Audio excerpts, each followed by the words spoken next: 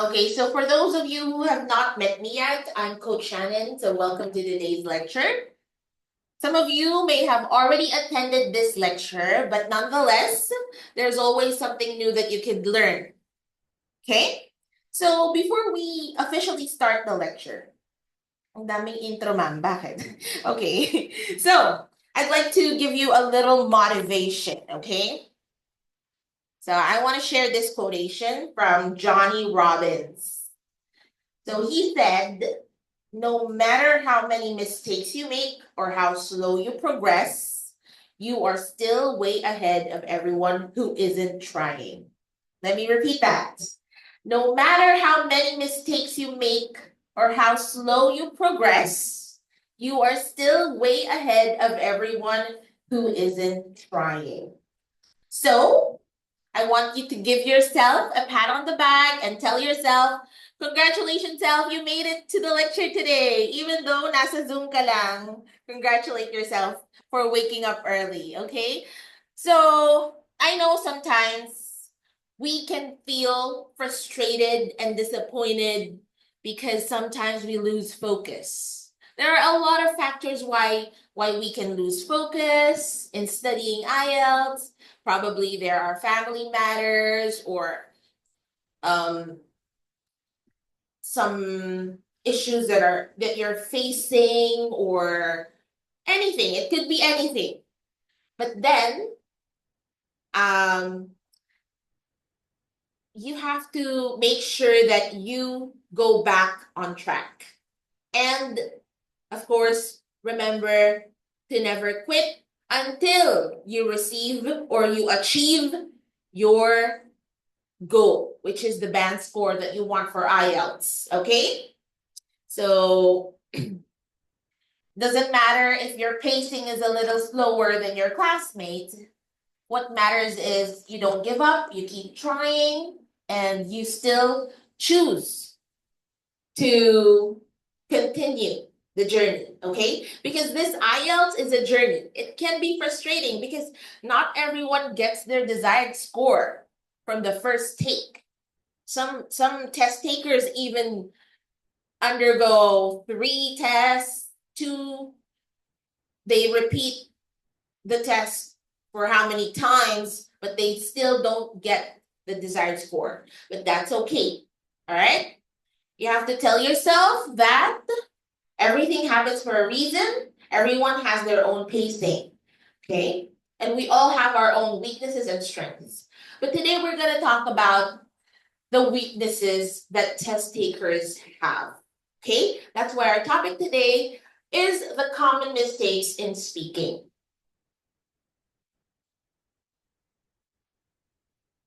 How many of you here is intimidated when it comes to the speaking interview? You can raise your hand. Okay, we are all intimidated. We feel like it's actually the hardest part of IELTS because it's something that you do live or face to face. It's not like the other written components, the listening, the reading, and the writing test, wherein you're not actually talking to anyone. You're just doing everything on your own, right?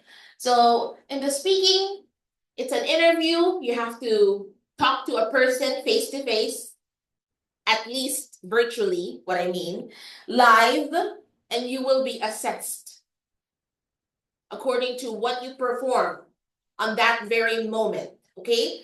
That's why it's very crucial for us to understand why these mistakes happen and how to actually avoid from happening. Okay?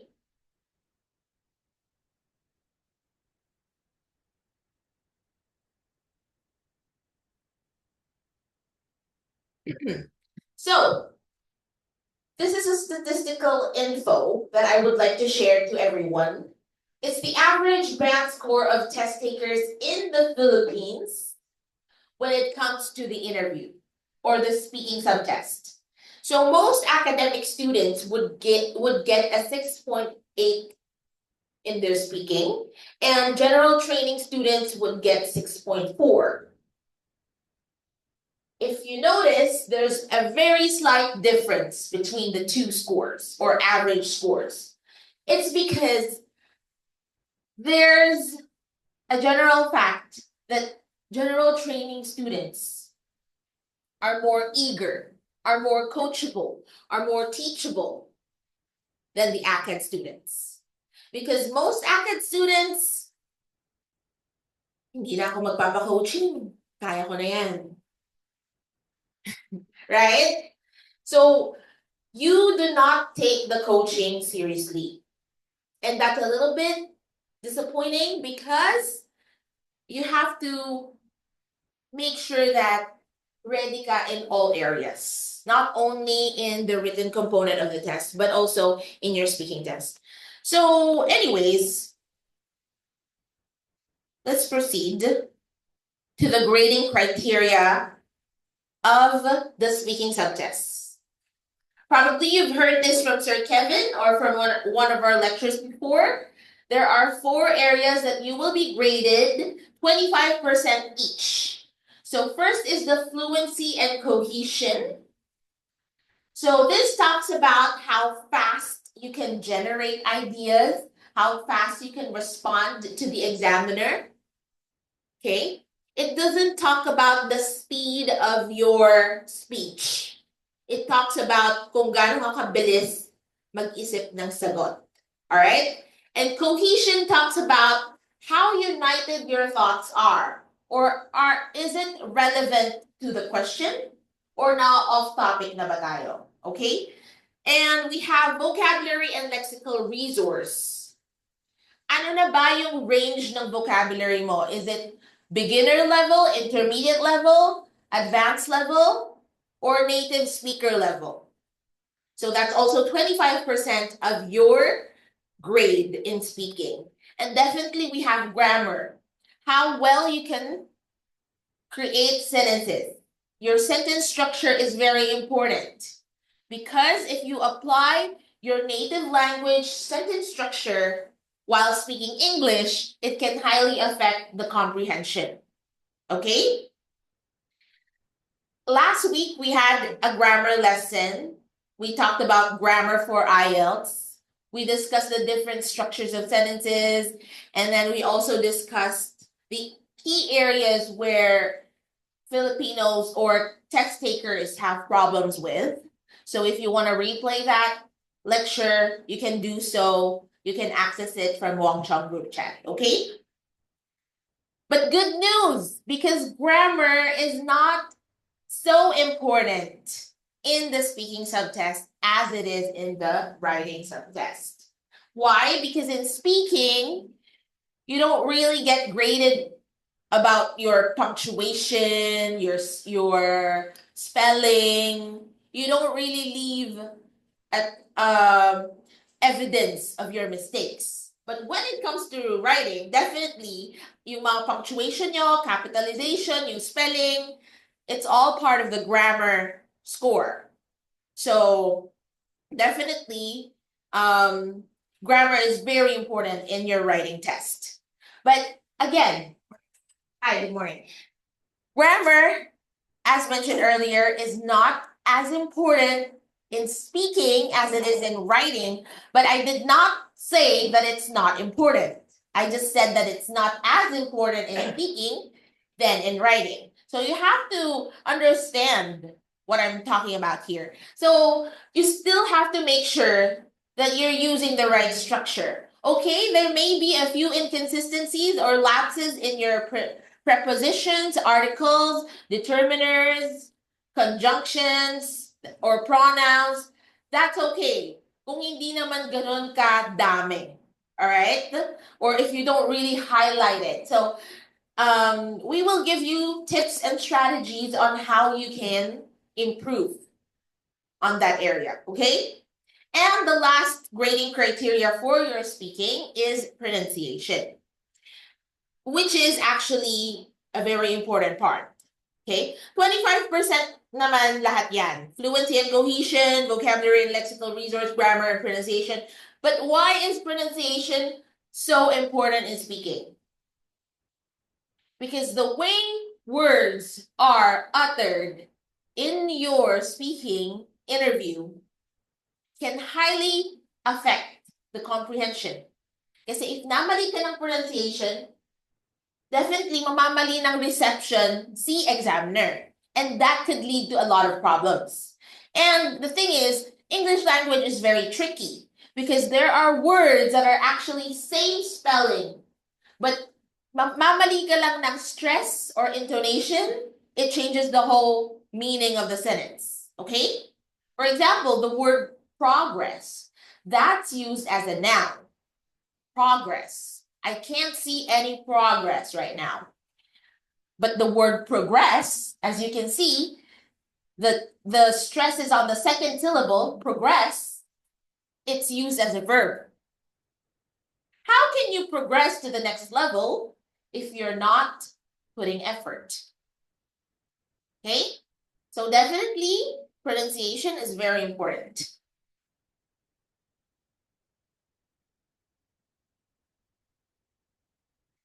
First, we're going to tackle the common mistakes in fluency and cohesion. Let's take a look at this image first. As you can see, she's a very beautiful lady. And I would like you to think of one word that could describe her current emotion. Okay, think of one word only. So for the Zoom participants, you can drop your answers in our chat thread. All answers are acceptable. Don't be shy to give your answers. Okay, let's start with Rona. Yeah, hi, Rona. We have Rona, Mello, Nicole. I don't know your names, sir. Rod. And I'm sorry, I'm not good with names, okay? Jower, Rod, Nicole, Mella, and Rana. Okay, yes, Rana, what's your answer? Anxious. She looks anxious. Okay, that's a very good answer. How about you, Mello? Nervous. Nicole? Intimidated. Okay, very good word. Undecided. Confused. Okay, and 2 words pa siya. Wow, okay.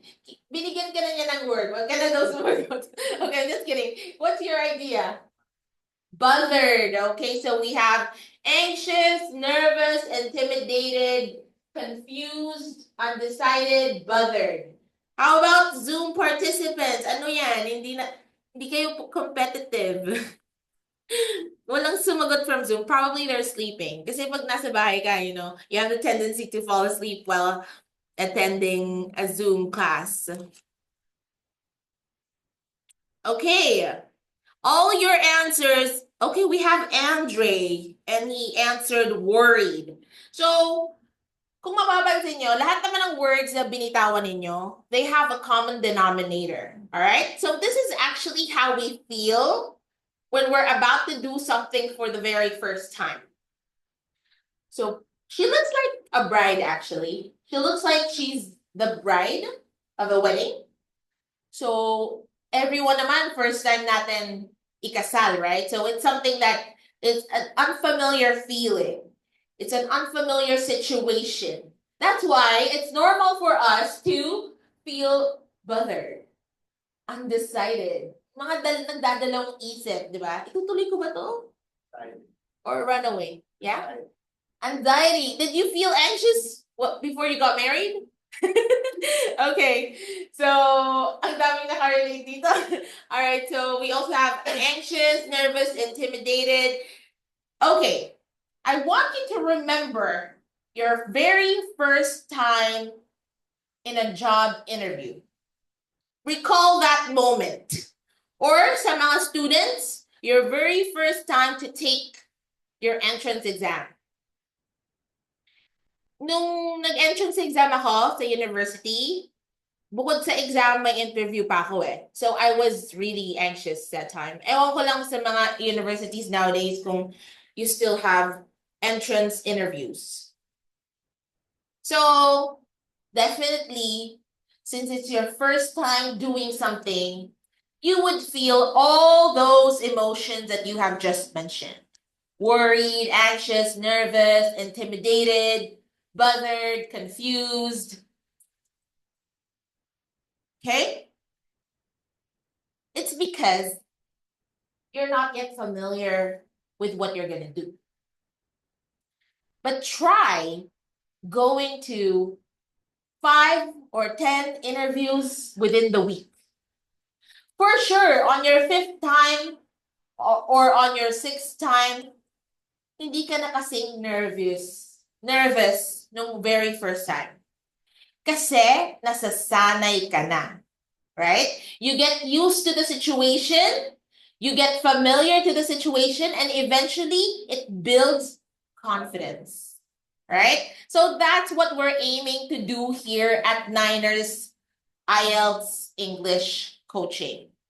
We want to build familiarity so that you know how the flow of the interview goes, and definitely what are the questions that could possibly pop up. I'm not saying na yung mga tanong na tinanong namin sa inyo, yun yung exact na itatanong ni examiner. We really don't know.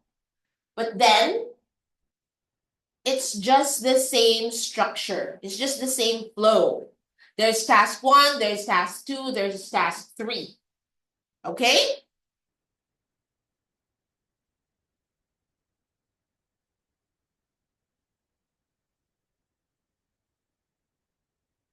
So, I want to encourage everyone sa mga, lalo na sa mga first time na magpapa-coaching session. When we have our coaching session, or even if it's Sir Kevin, bring out your phone and ask your coach if it could be recorded. Ako naman kung mapayag ako, there's no issue as long as hindi siya video. Okay? Because I don't want my face to be in the video, okay? Hindi tayo videogenic eh. So, ask your coach if it could be recorded and record your very first coaching session with your coach. And then, on your 10th coaching session, kasi yun yung ideal na number of coaching sessions na kailangan mong ma-undergo before you take the test. Pero kung hindi naman naabot ng 10, let's say, pang 7th coaching mo, and you decide to take the test, then record it. Just to check, how did I perform on my first ever coaching session with my coach? And how did I perform on the last? You will definitely see the difference. If you don't see the difference, that's a sign. I-postpone mo muna yung exam, try harder. Kasi kung walang difference from the very first coaching session to your last, that's absolutely a sign that you need more practice. Okay? And as I said earlier, ubusan na nga ng battery. But don't worry, I have batteries here. I think so. Yeah, we have it. Okay, let me just change the batteries of my microphone.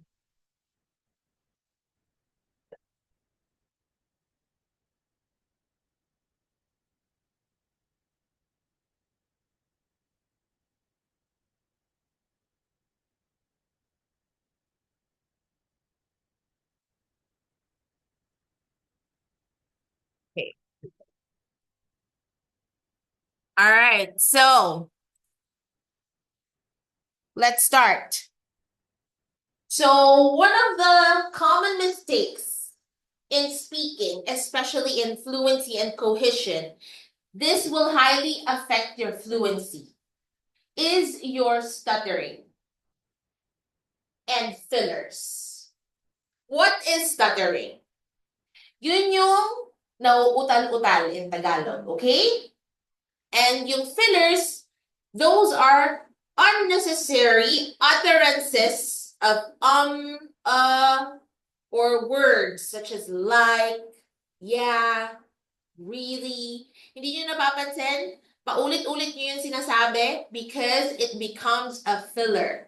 It's because you're nervous.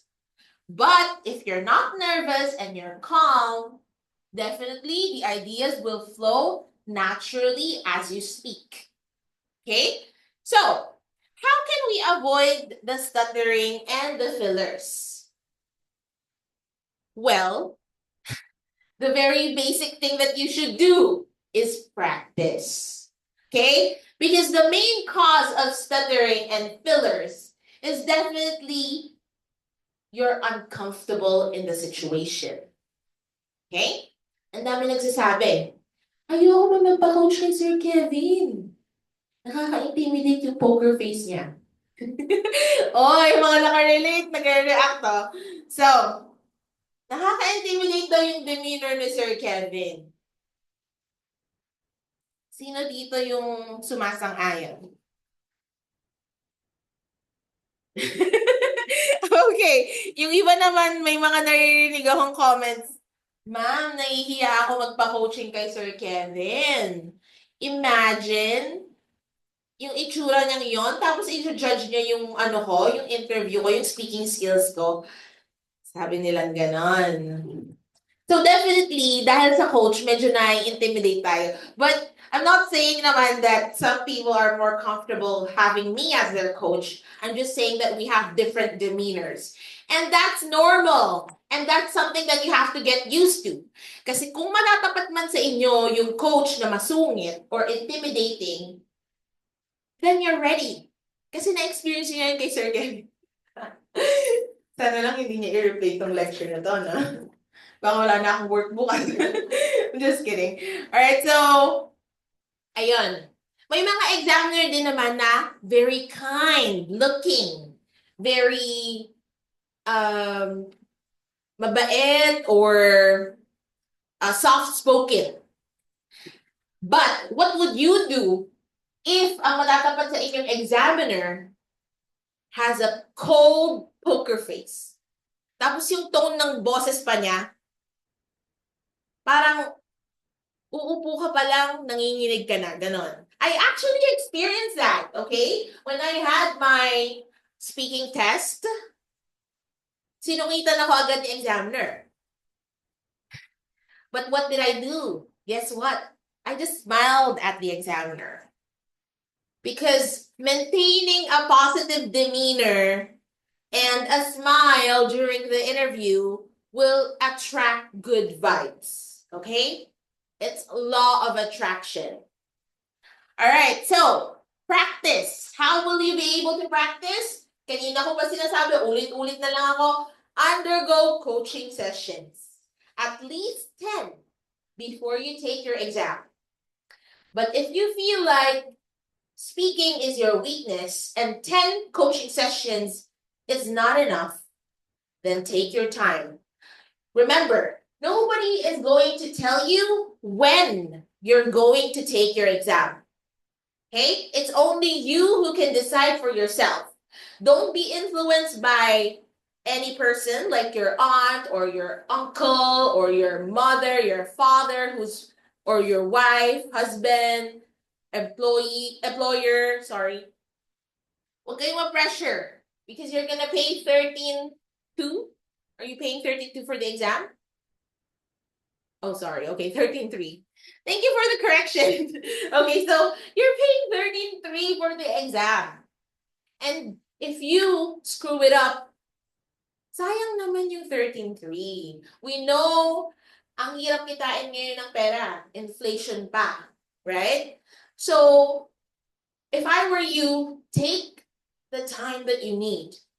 Kung hindi ka pa sure, huwag ka magpa-pressure sa mga sinasabi ng mga tao. Okay? Keep practicing. If you don't have time to practice with your coach, then do it alone. Okay? In front of the mirror. Ang daming resources nowadays. You have your phone recorder. You can have an accountability partner. Okay? Baka may friend ka na foreigner na pwede kang i-assess. Okay? Next cause of stuttering and fillers is limited vocabulary. Okay? Ma'am, hindi ko kasi maisip agad yung gusto kong sabihin, pero Pero nasa dulo na talaga ng dila ko eh. Hindi ko lang talaga masabi. Right? Because your vocabulary bank is not yet enriched. Okay? So, paano ko ba ma-enrich yung vocabulary bank ko? So, definitely, you need to read more. Because you can't give what you don't have. Okay? So, during your review for IELTS, disregard K-dramas muna or Filipino series. Immerse yourself in watching American or British movies, series, para nasasana yung tenga mo, nagkakaroon ka ng additional vocabulary, listen to podcasts. There are so many resources nowadays. And of course, by reading news articles or educational materials. Okay? Because, again, you cannot give what you don't have. But does it mean that you have to read the whole dictionary and memorize all the English words? No, it's going to take you too long. And who does that nowadays? Mas masarap kaya mag-scroll sa phone. Okay. So, what you're going to do is, in order for you to make sure that you're equipped with vocabulary that is appropriate for the situation, is that you need to know how to anticipate what's going to happen in the interview. We all know naman that on task 1, questions will revolve around you. About your educational background, your career background, sa mga wala pang career, yung future career na gusto mong tahakin. Okay? Dapat you have to know words that are related. Let's say you're going to take up tourism or nursing. You have to know words related to that course in order for you to describe it correctly. Okay? At isa pang itatanong sa inyo, what are your hobbies? What do you do on your leisure time? You have to know, ano ba yung mga hobbies mo? Hindi yung on the spot, dun ka palang mag-iisip kung ano yung hobby mo. Definitely, mako-caught off guard ka. At yung mga vocabulary words mo, they will mess up everything. Kasi hindi ka sure. Right? That's why we're providing links, PDF files for you to review the questions and the task cards that can possibly come out on the speaking test. Okay, another cause is does not understand the question, unfamiliar with the topic. Okay.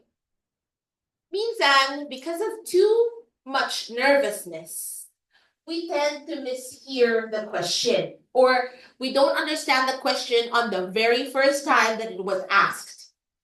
So what do you do in that situation? Any ideas? Ask for repetition. All right? That's, in fact, the only question that you can ask the examiner. Ask the question to be repeated. You can't ask the examiner any other question other than, could you please repeat the question? Pwede nyo mo namang baguhin. Hindi naman kailangan exactly, could you please repeat the question? It could be, I'm sorry, I didn't get that. Please repeat the question. Just make sure that you are kind and courteous while you're asking for repetition.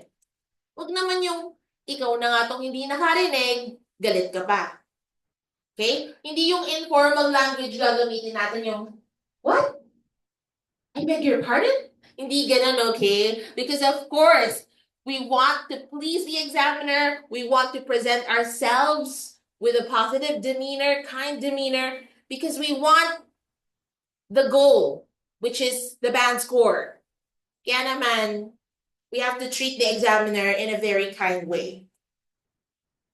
So, what if you're really unfamiliar with the topic? Let's say, tapos na tayo sa task 2, nasa task 3 na tayo, and we know that the questions on task 3 are mostly more complex and more abstract. What do we do if the question that was asked is something that you've never heard about? Or you're not confident to discuss during task 3. Na kesa magkamali ka, you would rather not say anything. What would you do in that particular situation? Well, first, you can ask for repetition. Baka kasi sa unang question ng pagkakatanong, hindi mo masyadong na-gets.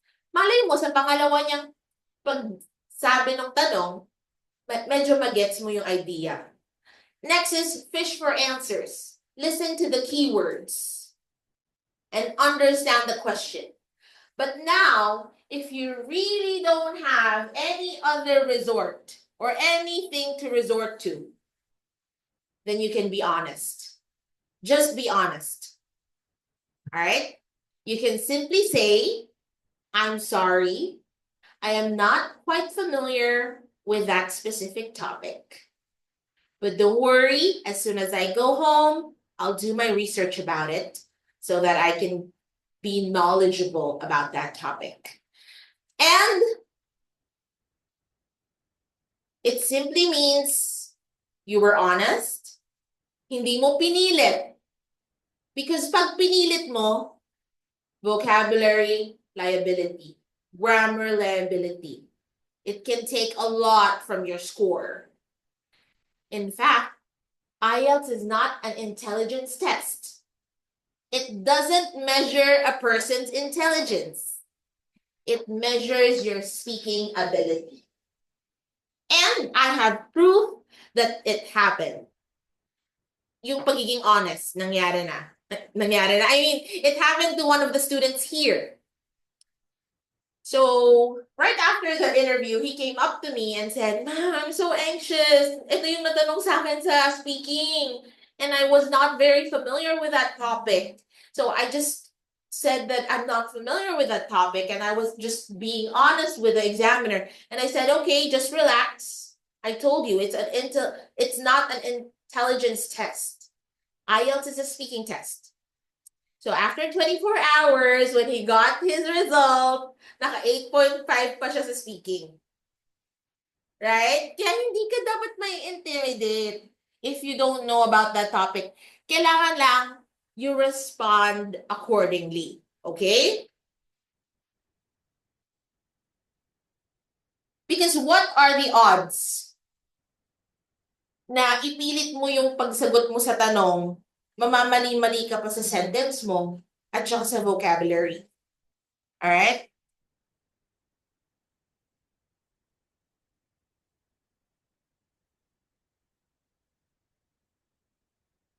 Sa fluency pa lang tayo, guys. Alright. Another cause of stuttering and fillers is actually trying not to commit fillers. Kasi parang nasa isip mo lagi, okay, I should not commit fillers, I should not commit fillers. So sobrang pag-iisip mo that you should not commit fillers, you keep committing fillers kasi nga, it's making you anxious. Alright? So, in order for you not to commit fillers, just don't overdo it. Okay? Meaning, just be yourself and don't try too hard. Just settle for the simple answers na kaya mong i-provide. Because when you're trying too hard, there's a tendency for you to be more anxious and commit more fillers. Unable to link words, phrases, and sentences to form an idea. Okay. So sometimes we can't link some words and ideas together because of too much anxiousness, or probably you're not equipped with the proper linking words or discourse markers. That's why here's a list of words that you could use. When you're introducing your opinions, you can use these terms such as I guess, I think, I believe. Okay? When you're introducing reasons, you can simply say the word because. When you're introducing results of something, So if you're uncertain, you could use maybe probably. Okay, let me give you an example of each. Introducing opinions. Okay, one of the questions could be, what do you think is the importance of time management? I believe time management is very important in order for us to achieve our daily goals. It is important because if we do not manage our time well, it can lead to unproductivity. It can lead to more backlogs. And definitely, our performance level at work will decrease. Okay? Now, how about the word because? Task 1. What is your favorite leisure activity? You will not just say cooking. Hindi ka pwedeng sumagot ng isang word lang No to one word answers. So, you should answer it like, one of my favorite leisure activities is cleaning the house because it's a therapeutic activity for me.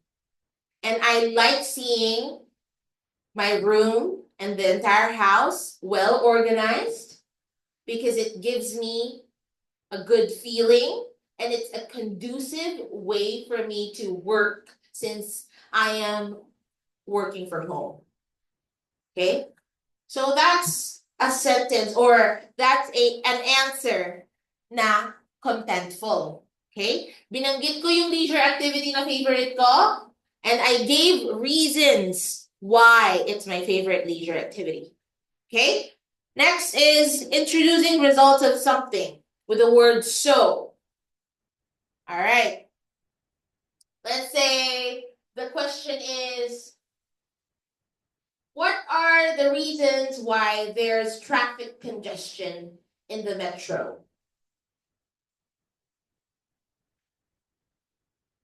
In a place such as Manila, it's known to be one of the most populated places in the country.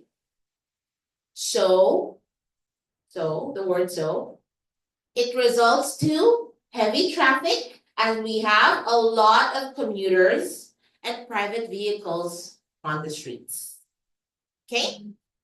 Now, if you're uncertain, kasi ang tinanong lang naman sa'yo is a hypothetical question. Alright? Describe your social life 10 years from now. So I'm currently in my 30s. Uy, akala niya 20s, no? I'm just kidding, okay? So, I'm currently in my 30s. So, 10 years from now, probably I'd have kids and I'd be busy as a full-time mom. Okay, probably. Kasi nga, hypothetical question. All right? Let's move on. One last cause. One last problem in your fluency and cohesion is ideas lack organization. You've probably heard this from me and Sir Kevin.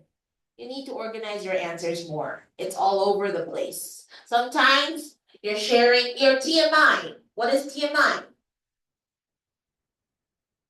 Too much information, right? You have to make sure that your answers are only relevant to the question. Hindi yung nag-branch out na sa kung saan kwento. Una sa lahat, walang pakialam si examiner sa personal life mo. Ang gusto niya lang malaman kung kaya mong sagutin yung tanong. Relevant ba yung mga sagot mo? Okay? So, the thing is, you have to learn how to filter your ideas. If you know for a fact that that specific answer or idea will result to something that you can't, hindi mo kayang panindigang sagutin, then you have to filter your ideas and opt for simpler answers. For example, what's your favorite food? Sinigang po. Biglang nag-po sa interview. Okay. First of all, walang po sa English language, so don't. I know some of you, you're used to po and opo, but just remember that even though Filipino yung examiner, it's an English proficiency test. Meaning, you can't use po, opo, okay? So, if I answer sinigang is my favorite dish, I will end up describing what sinigang is because you have to remember that you're talking to someone who doesn't know about your culture, about your country. Okay? So isip ng examiner, what the hell is sinigang? What are you talking about, right? So, now, wala na, nasabi mo na sinigang yung favorite mo. What you have to do is describe what sinigang is, which will put you in a very difficult spot. Kasi mababalok-balok na dila mo yung vocabs mo, magkakamali ka na sa vocabs mo. So, what you should do is try to avoid answering Filipino terms. Instead, roasted chicken. May na-picture out na agad si examiner, roasted chicken. Ang gagawin mo na lang, reason out and give examples. Okay? So, I am actually a foodie, but one of my favorite healthy dishes is roasted chicken because it's a very versatile dish. You can pair it with rice, you can pair it with mashed potato, you can pair it with pasta. Okay? So, ayun, di ba? Konti na lang effort kailangan mong gawin when you answer an English answer instead of saying sinigang. If you say sinigang, you will definitely end up saying that it's a pork stew incorporated with different kinds of vegetables, such as ladyfingers, eggplant, taro vegetable, string beans, green pepper, spinach. Ang ate ni ma'am, spinach lang yun eh. Sabi niyo, spinach. Okay. What else do you put in sinigang? Tomatoes. And the best thing about it is that it is boiled in tamarind broth. Okay. So it takes a long time, but if you want to exert that much effort in describing your favorite dish, you can do so, but we're not recommending that because it's gonna put you in a difficult situation. And definitely it will cause you to do a lot of mistakes, okay? Now, these are some techniques on how you can organize your ideas, all right? So first of all is the chronological order. When we say chronological, the root word of this is chrono, which means time. It's actually a Greek word. Okay, so it's a way of ordering things according to the time that they happen. So this is applicable when the examiner asks you questions such as describe your daily routine or describe a recent vacation that you had. So sa bakasyon na i-describe mo, uunahin mo ba yung day 3? Definitely, you have to talk about day 1 first. What happened in day 1, what happened in day 2, and what happened on the last day of your vacation or your trip. Now, when it comes to your daily routine, are you going to talk about what you had for dinner or what do you usually do in the evening? No, because you have to start with what you do in the morning. Morning, lunch, noon, afternoon, evening, bedtime. Okay? So, yun lang naman yung chronological order. In order for you to sound more organized and more cohesive. Okay? And then we have the spatial order. Ma'am, ano ba yung spatial order? Yun yung shutdown. Charis. Okay. Spatial hindi special. Magkaiba din yung pronunciation nun. So, say it. Spatial. Spatial. Ang arte niyo naman pronounce. Okay. Special. Special. Okay, so yon. So, spatial order, it talks about space. All right? Can you describe your house? Are you going to describe the exterior or the interior first? Exterior. Exterior. Automatically, that's what comes into your mind. Start describing the exterior. Ma'am, wala naman kaming front yard or backyard. E di yung terrace na lang. Okay? Right, so you can start describing probably your garden or porch or garage area. All right? We do have an infinity pool. Infinity pool! Ang yaman pala. Okay, so after that, you start talking about the interior. Okay? So what's the first rule? First, generalize the things. Our house is a bungalow house if it's a bungalow house, or a two-story house if it's a two-story house. Mention how many rooms, how many bedrooms, general facts, and then get into the details. But wag naman yung bawat detail na lang, okay? Just for example, we do have a very cozy living area. There's a very comfortable couch, and we have an 85-inch TV. Whoa, social 85-inch TV. So, yung tipong, how many square meters is this room? Patingin nyo. May engineer ba dito or architect? So, I think it's only 40 square meters. Parang 40 square meters lang. Broker kasi talaga. Broker. And then just kidding. So, I think half of this is 20 square meters. Yung tipong 10 square meters lang yung room, tapos naka 85-inch TV. Imagine. Medyo nakakalula. Alright, so, and then, when you start talking about your living area, then you can probably say that we have the dining area next to it, which has a 4-seating capacity.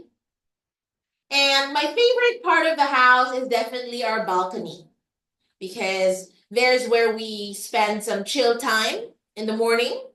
We have our coffee, or probably at night when we invite friends, we drink and stuff like that.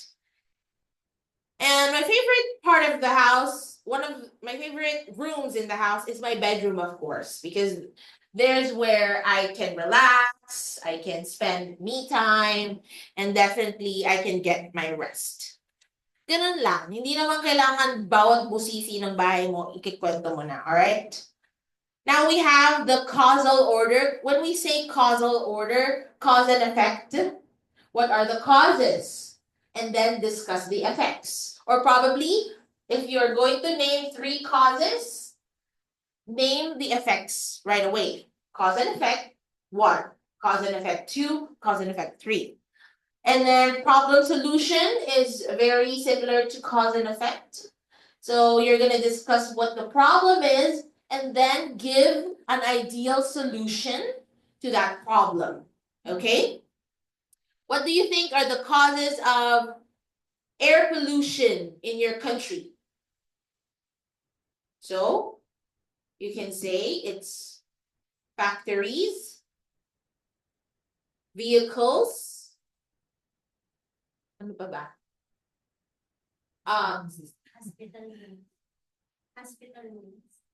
Hospital waste.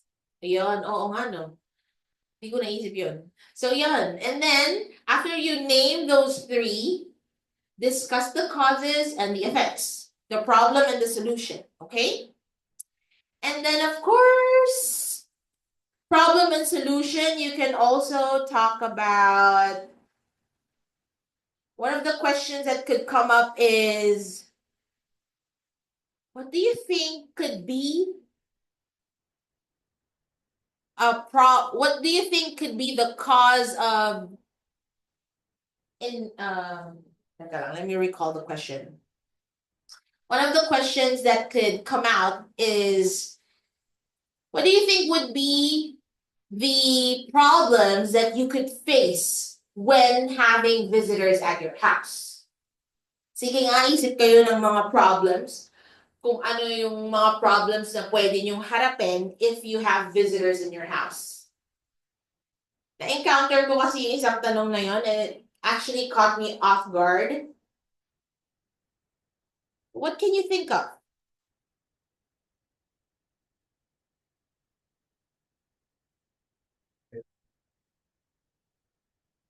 Yes. What can I offer my visitors? Kasi hindi naman all the time you're ready.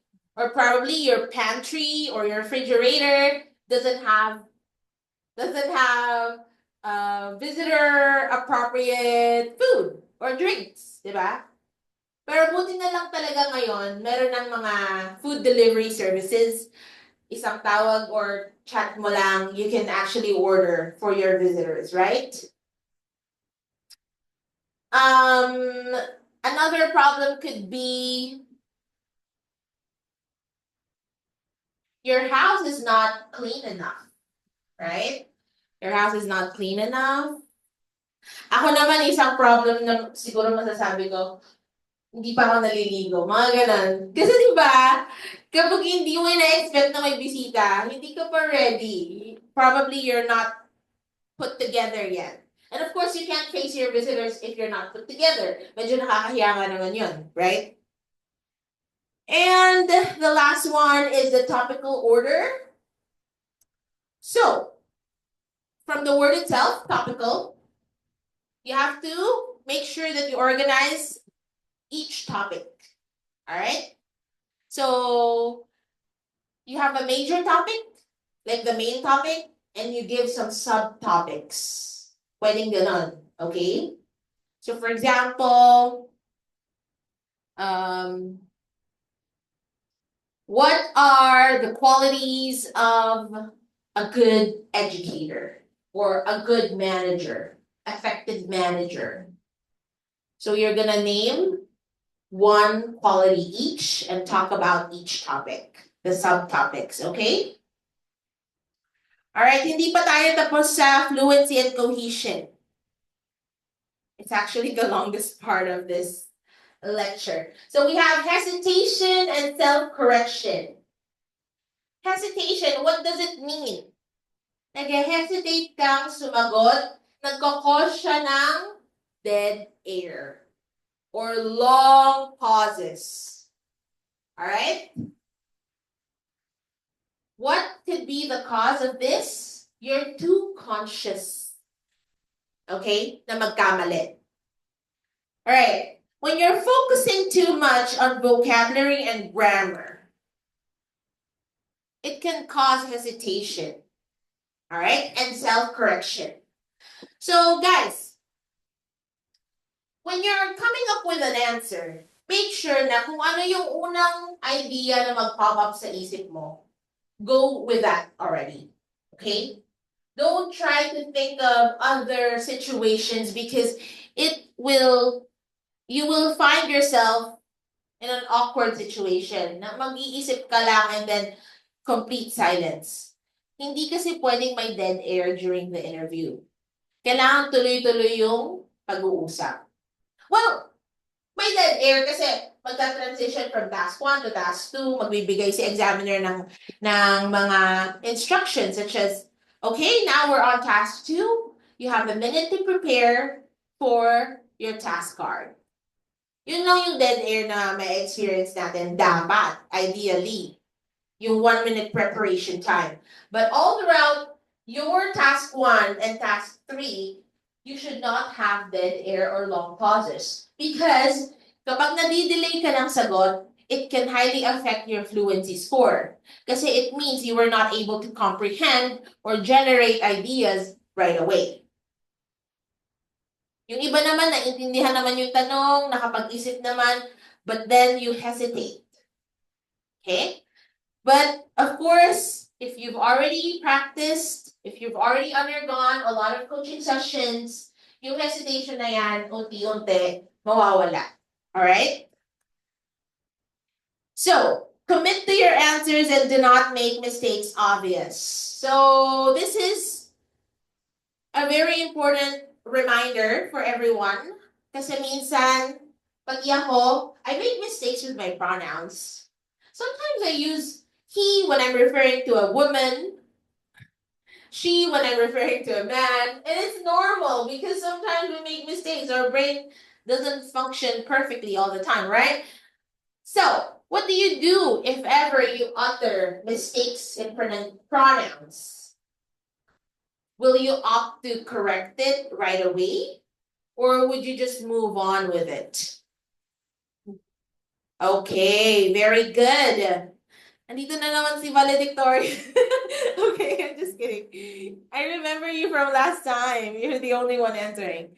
Okay, so for example, the examiner asks you to talk about your favorite family member. Let's say you mentioned that your favorite family member is your grandmother.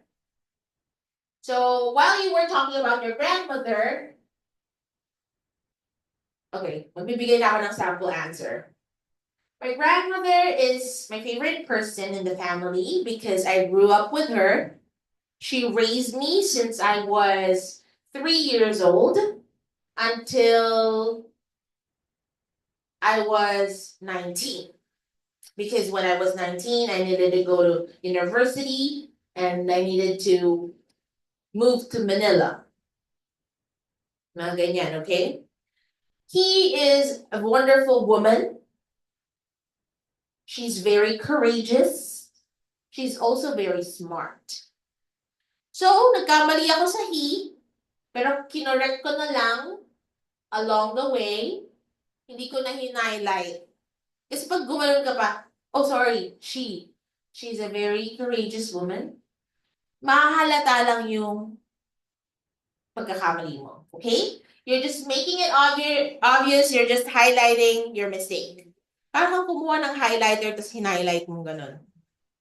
Neon yellow. Okay? Next, changing answer in the middle of speaking. Okay? So, make sure that pag nagbitaw ka ng sagot, panindigan mo na yon. Okay? Be consistent with your answer. Hindi yung tinatanong ka if you agree or disagree, nag-agree ka nung una, tapos maya-maya naisipan mo disagree ka. No, okay? Just stick to one. Applicable for everything in life. Okay? Stick to that one particular answer. Okay? Be consistent. Kaya naman, before you answer, think. Ito nga ba yung sagot na kaya kong panindigan or not?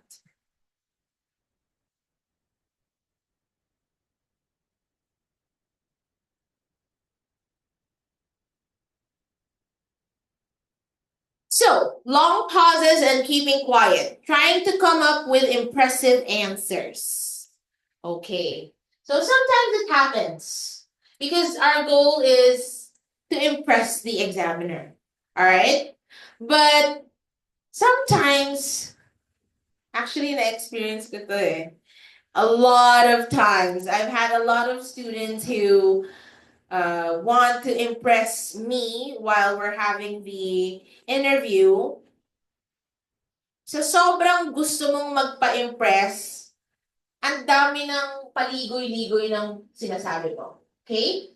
Just remember, 2 to 3 sentences on task 1 is enough.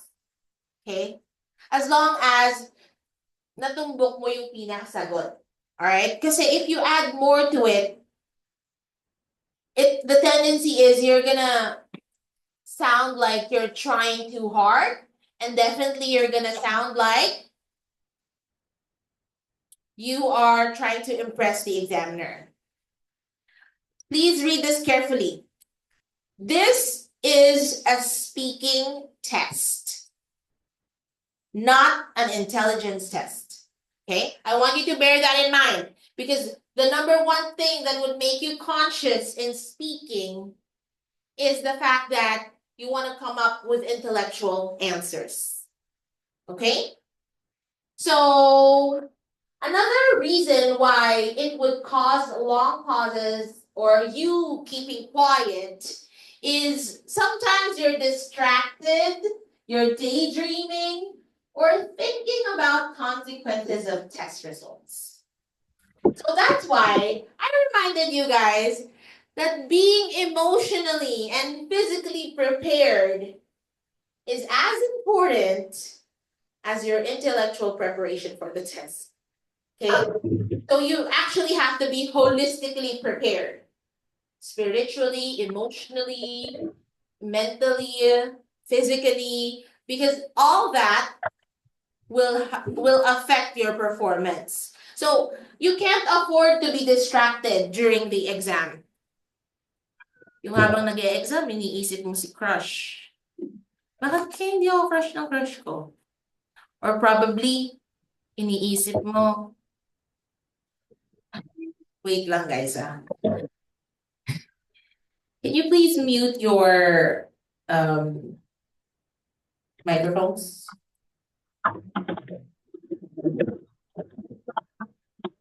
I can't get a grip of this.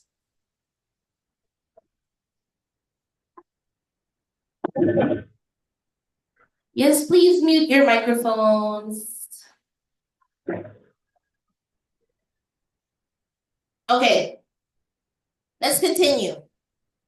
One reason why you're distracted is definitely because you're thinking about something else. When you are in your examination, especially in speaking, you have to make sure that you are laser focused. Kasi malingat ka lang ng konti, hindi mo magigets yung sinasabi ni examiner. Alright? So you have to be focused. Ayaw mo naman ma-piss off si examiner just because of you asking the examiner to repeat the question again and again, right? So, okay lang naman to ask for repetition, but if the reason why you're asking for repetition is because you're not paying attention, that's when we're gonna have a problem, okay? Thinking of better or appropriate words. Alam ko, nakakakaba na during the interview at maaring nakapag-prepare ka ng vocabulary mo. But on the very spot na nasa interview ka, hindi mo na yan maiisip lahat. And it's normal. And it's okay. So, you make sure that you're understood.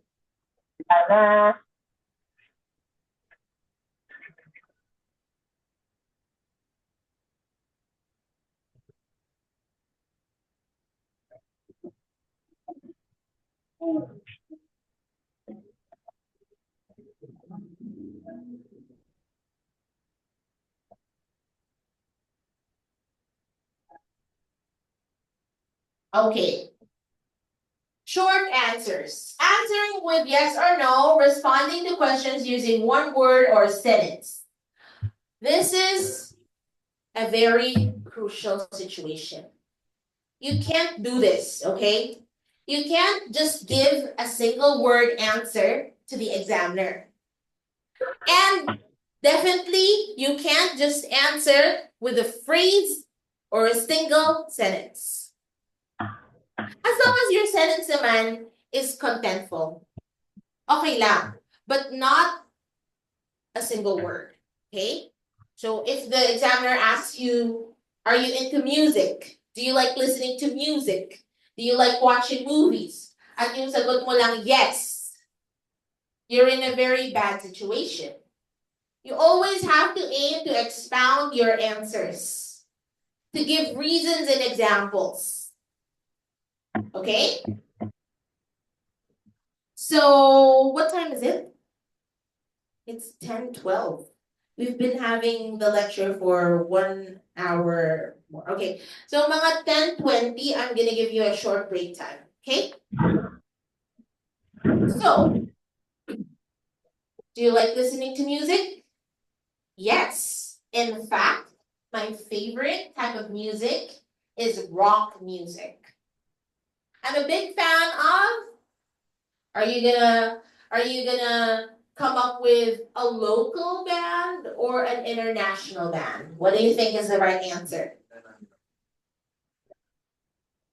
Okay. Wala namang masama if favorite mo si Kamikaze or si Parokya ni Edgar. It's just that you can't paint the picture in the examiner's mind if you mention them. Hindi siya relatable answer. And again, you will end up describing what they are, who they are, ano yung mga achievements nila, why are they famous. But if you answer Air Supply, ano ba yung mga sikat na bands before? Carpenters. Nabaghahalata na po yung mga edad sa mga sagot. Yung mga Gen Z dito, ano yung mga sikat ngayon? Lainey. You know Lainey, guys? You don't know? Puro uling. Ibang generation pala ako. So, how about K-pop? Who likes K-pop here? Nobody likes K-pop? How about... Ma'am, ano ba? How about, ano ba yung mga bands? Coldplay! Coldplay had a recent concert last year, right? They had a concert in Manila last year. Okay. Ano ba? Yung mga pwede niyong isagot sa favorite music artist. Huwag naman yung tinatanong kayo ng favorite movie actor or actor, ang isasagot niyo Justin Bieber, ah. Siyempre, dapat relevant, okay? So, my favorite music artist is Miley Cyrus. She's a very powerful young lady, and I love her demeanor because she shows a strong, independent woman kind of image, and she has a lot of popular songs. My favorite song for Miley Cyrus is The Climb. It's very inspiring, motivational, and it became a hit in the early 2000s. Tama ba? Early 2000 ba yun? Hindi ko na maalala. See? I came up with 2 to 3 sentences. Hindi lang ako sumagot ng yes or no. Right? Another situation is, do you like traveling? Not really. So, hindi pwedeng ganun lang yung sagot, okay? I'm not a very extroverted person. That's why I don't really like traveling.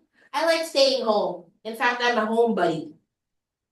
And as of now, I don't have the means to explore and travel different places. That's why I'd rather stay home so that I can save money. Ganun, okay? At least nasagot ko yung tanong, not with just one word na no or not really. Okay? So another reason why your answers are too short in the speaking test is that there's no structure. Let's talk about task 2. So on task 2, you will be given a task card and a scratch paper and a pencil. What are you going to be writing on that scratch paper? Are you going to be copying what's written in the task card? Definitely no. You are simply going to write down the keywords that you want to remember sa pagsagot ng task 2. Okay? Actually, madali na lang yung task 2 kasi nga meron ng flow of questions. Meron ng bullet questions that you could follow. But you have to remember that you have to speak for not less than 2 minutes on task 2. Paano mo gagawin yun? Akala mo lang maiksi yung 2 minutes, but it's actually long. Okay? Ang dami mong pwedeng sabihin in 2 minutes. But what if you exhausted all the bullet questions and you're running out of things to say? What do you do in that scenario? Well, definitely, you can still add more answers related to the topic. Hindi naman pwedeng mag-a-add ka ng answer, hindi naman related dun sa topic. Okay lang magdagdag, at least ma-reach 2 minutes na goal. Okay? So do not limit your answers to the bullet points or guide questions below the task description. So in order for you to be more organized with task 2, make an introduction. Don't parrot the question or do not read the question aloud. At hindi mo rin siya babasahin isa-isa, okay? Let me give you an example.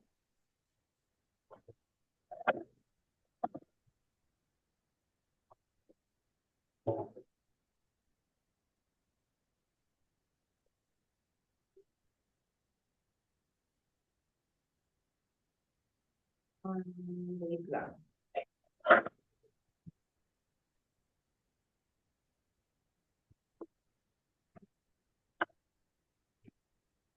Let's say that the task card is talk about a place in your home where you often spend your free time.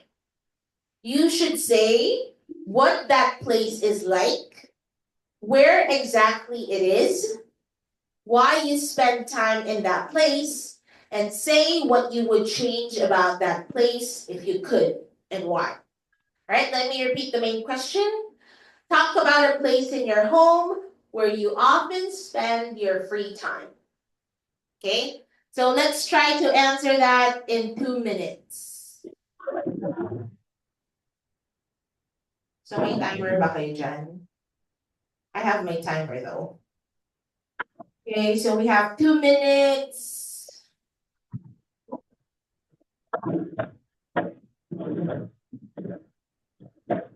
Pag nag-ring yung bell, ibig sabihin I exhausted 2 minutes. Okay, let me give an introduction.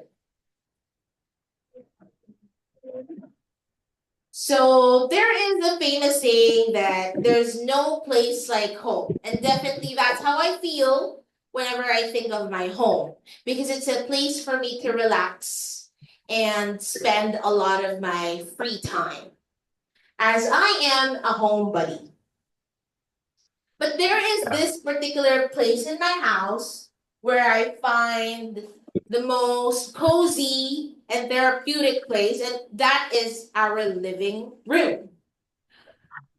For me, that's my favorite place because the living area has our television, a very comfortable couch, and a sound system where I can actually use my video key.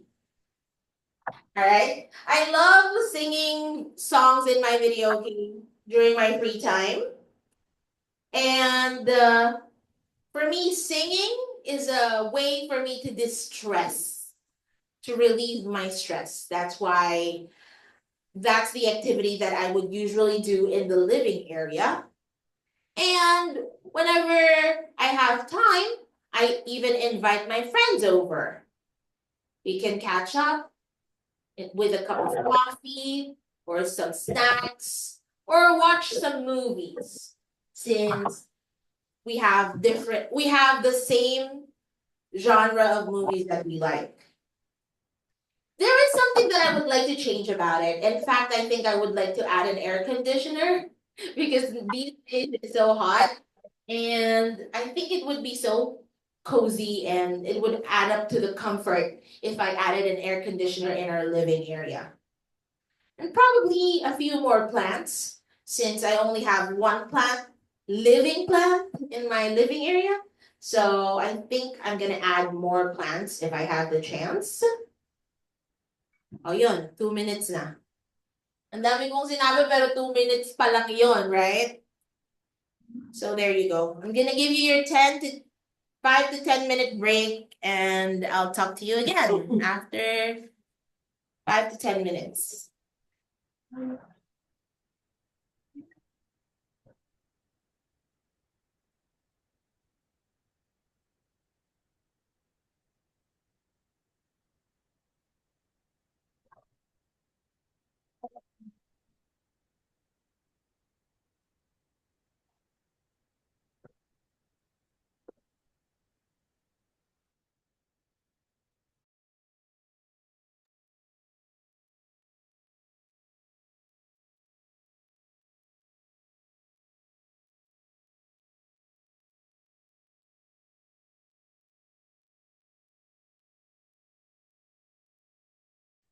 Okay, let's continue. We're still in fluency and cohesion. All right, so getting off topic, talking too much, getting carried away. All right. So, if the question is only about a particular topic, you have to make sure that you don't go off topic. All right. Make sure that your answers are aligned to that topic. For example, unang tanong sa'yo is, what is your complete name? Of course, you are not to deliver any other name, any other answer aside from your name. Okay? Or probably you can add your nickname. But you no longer need to add your age or your civil status or your educational background. Right? You can simply just answer your name. Although the examiner already knows your name, your complete name, the examiner just wants to double check if you're the one. Kung ikaw ba yung nasa picture, baka kasi mamaya unrecognizable yung picture. Okay, so, or the examiner just wants to know how well you can answer that simple question. Kasi parang maraming mga test taker, sa unang tanong pa lang na yun, nagkakamali na. Because they answer more than what was asked for. So if the question is, what is your name? Simply say, hi, I'm Shannon S. Tino. You can call me Shan for short. Or probably you can say, if your name is, dalawa yung names kasi usually ng mga Filipino, right? John Benedict Ramos. Okay. Hi, my name is John Benedict Ramos, but you can call me John for short. As my friends would call me John. Hindi yung magbibigay ka ng nickname, oh sorry, you can call me Benedict. Sinabi mo na, John, then biglang nagbago isip mo, it sounds really off. So, maging decided ka kung ano yung nickname mo. It's either John or Benedict or Ben. Just don't get too confused sa unang tanong pa lang. Alright?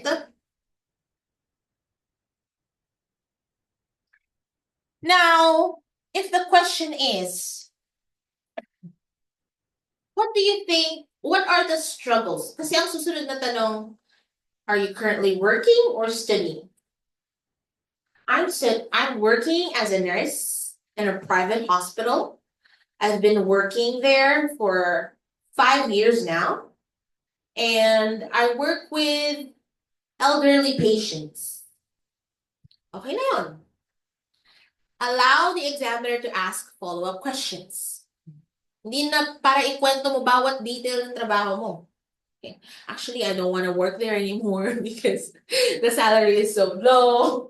O, di ba? Na mag-vent outan mo pa si examiner. So, just keep it short. Make sure that you answer the questions directly. Alright? Kasi talagang nangyayari yung nakicarried away. Lalo na mga Pinoy, mahilig magkwento. Pero hindi ka para chumika sa exam, okay? You're just going to allow the examiner assess your speaking skills. So, answer the questions, 3 to 4 sentences, but I do not want you to be restricted with the numbers that you see on the board, okay? On the screen. Because when you're restricted with the format, mapaisip ka, naka 3 to 4 sentences na ba ako? Diba? Just allow your thoughts to flow naturally. Just make sure that it's not one word or one phrase or one sentence. Okay? Just make sure that contentful yung sagot mo. Now we're moving on to the common mistakes in vocabulary and lexical resource.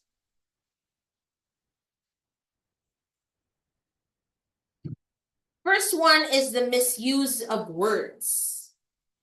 The reason why we make mistakes with the use of words is because sometimes pinipilit mo yung hindi naman dapat. What I mean is, sometimes we try to impress the examiner too much. We come up with complex words or what you call highfalutin words. Those are words na medyo exaggerated kesa sa normal mong ginagamit. For example, on your task 1, task 2, you were able to use basic words or intermediate level words.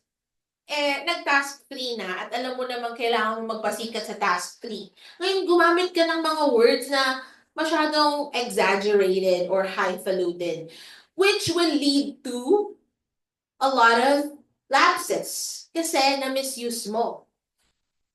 Instead of just using words that you're comfortable with, you opted for words for the sake of trying to impress the examiner. And hindi ka naman sure if you used it in the correct or appropriate manner. Just play safe, okay? So if you don't want to be evicted, play safe. Okay, so repeated use of specific words. Ito yung mga words that usually nare-repeat, like, really, very. It was a very, very fun day. You could use words such as, it was an extremely fun day. Kasi it's grammatically incorrect to use very, very. And then, masisilip pa ng examiner yung vocabulary competency mo. Since hindi mo alam yung better word for very, very, di ba? So, dual shot yun, okay? Isa sa sentence structure, isa sa vocabulary. So, avoid repeating words, especially on your writing subtest. So, yes, you have to expand your vocabulary. If you can't think of a word or a synonym, try to describe it.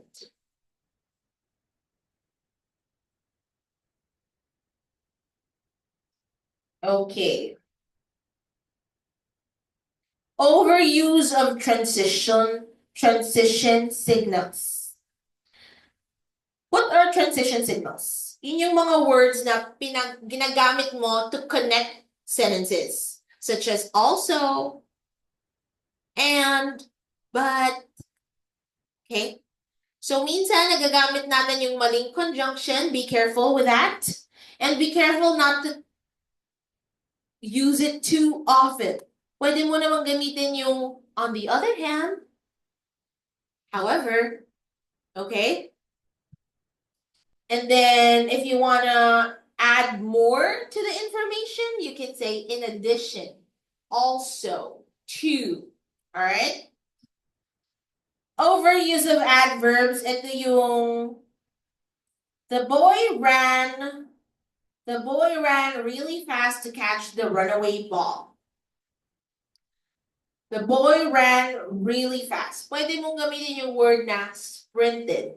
The boy sprinted to catch the ball. Okay? Another example is Sally is a very good singer. You can use the word excellent. Sally is an excellent singer. Okay?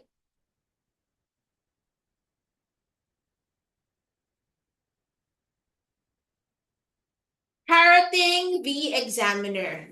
Okay. Parroting means nire-repeat mo kung ano yung nasa question. For example, the question is, who is your favorite movie actor?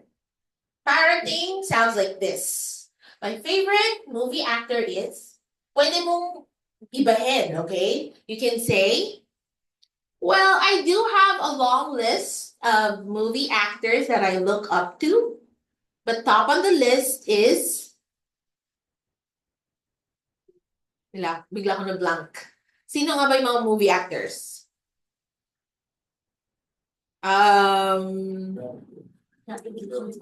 Joe Goldberg.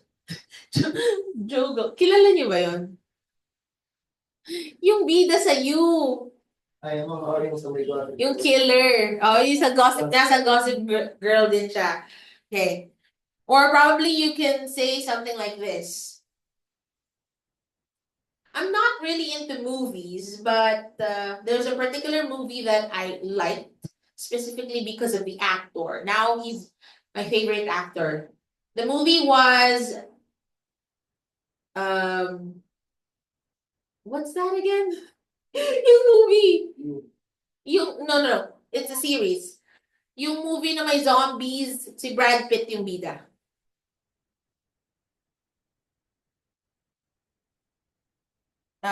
Zombie. It has a Z on the title. World War Z. Yon, World War Z. So, ayan.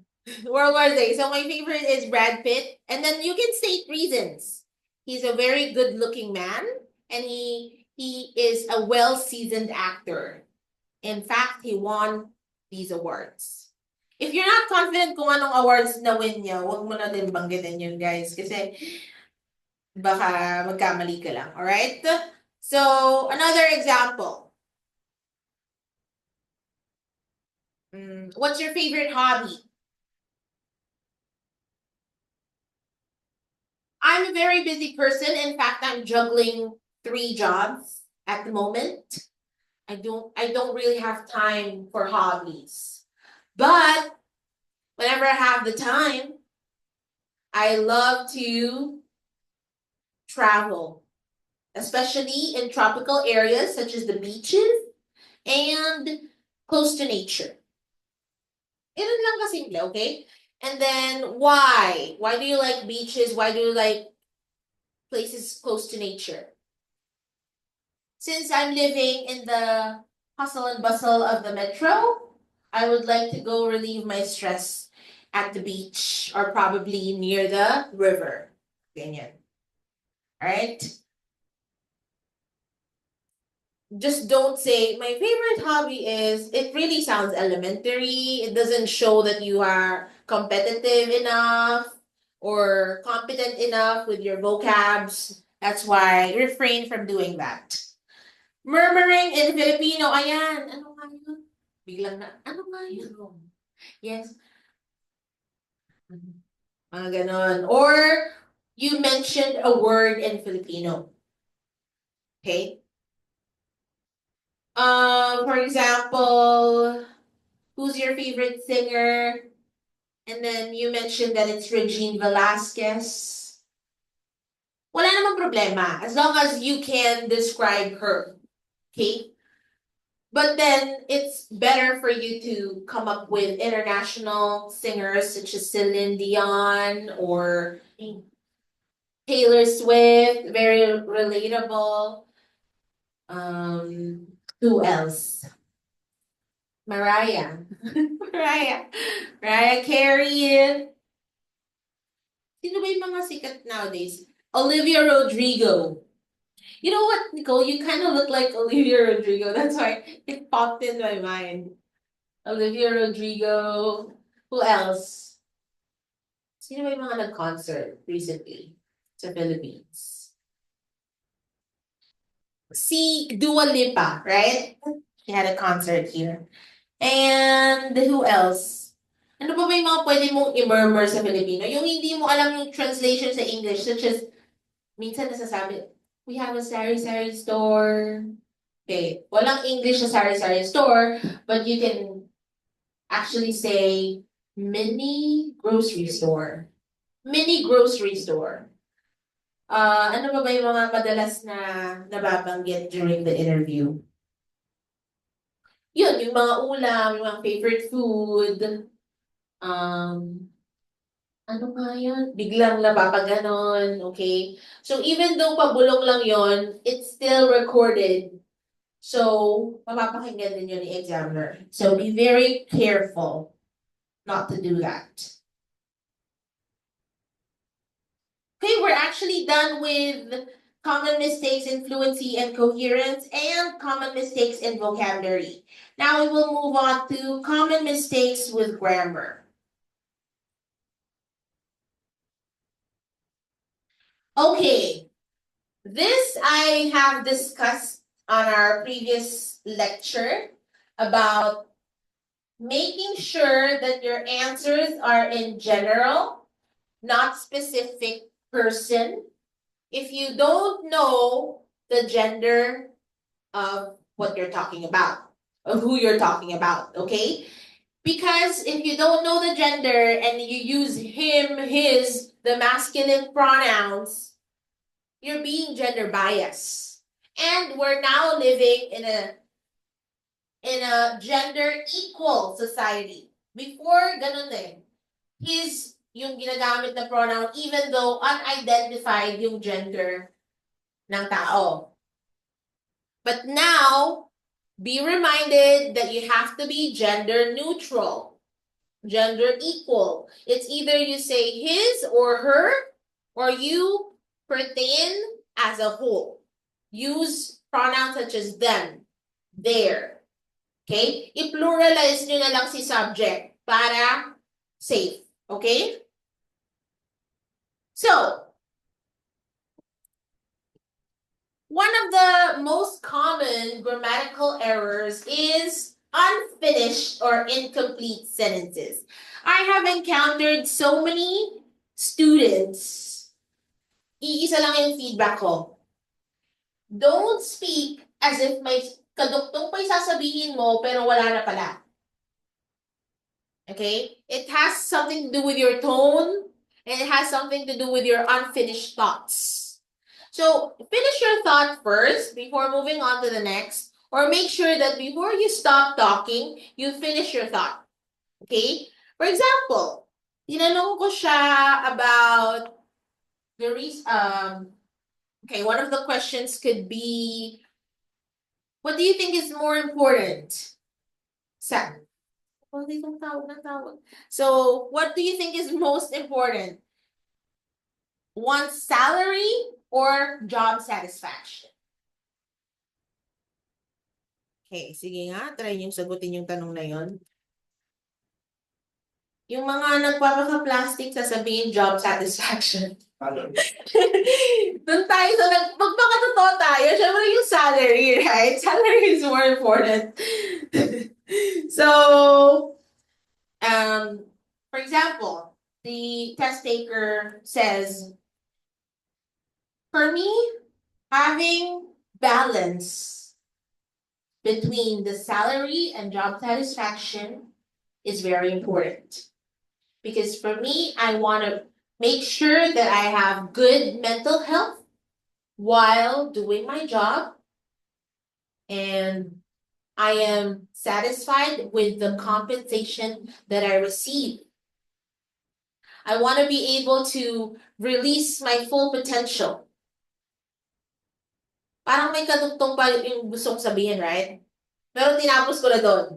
So, yun yung isa sa mga pagkakamali. Yung tipong pinapaabang mo sa examiner na may sasabihin ka pa, but then hanggang doon lang pala yun. Or probably, you just say, since I want to reach my full potential, tas biglang hihinto. I know it sounds a little bit bizarre, but it happens to some test takers, okay?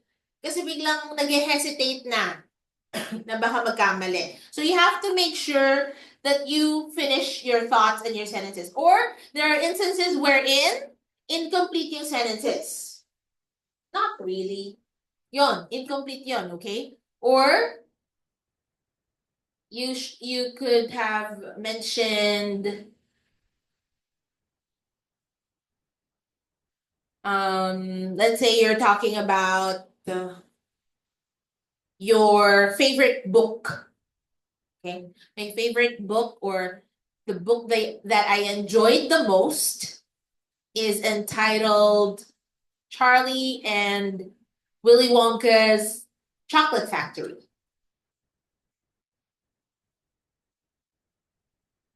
It's a very exciting book, and it's fun. Okay, so medyo unfinished yung idea. Kasi you just mentioned one thought about it or one fact about it, okay? Incomplete sentences, yun yung mga phrases. Sumasagot tayo using phrases. So make sure that you don't answer using phrases. Okay, reminders when it comes to sentence structure, subject-verb agreement. Okay, let's put you to the test. William is a sports enthusiast. He liked play basketball. What do you think are the errors? Take note, errors in that sentence.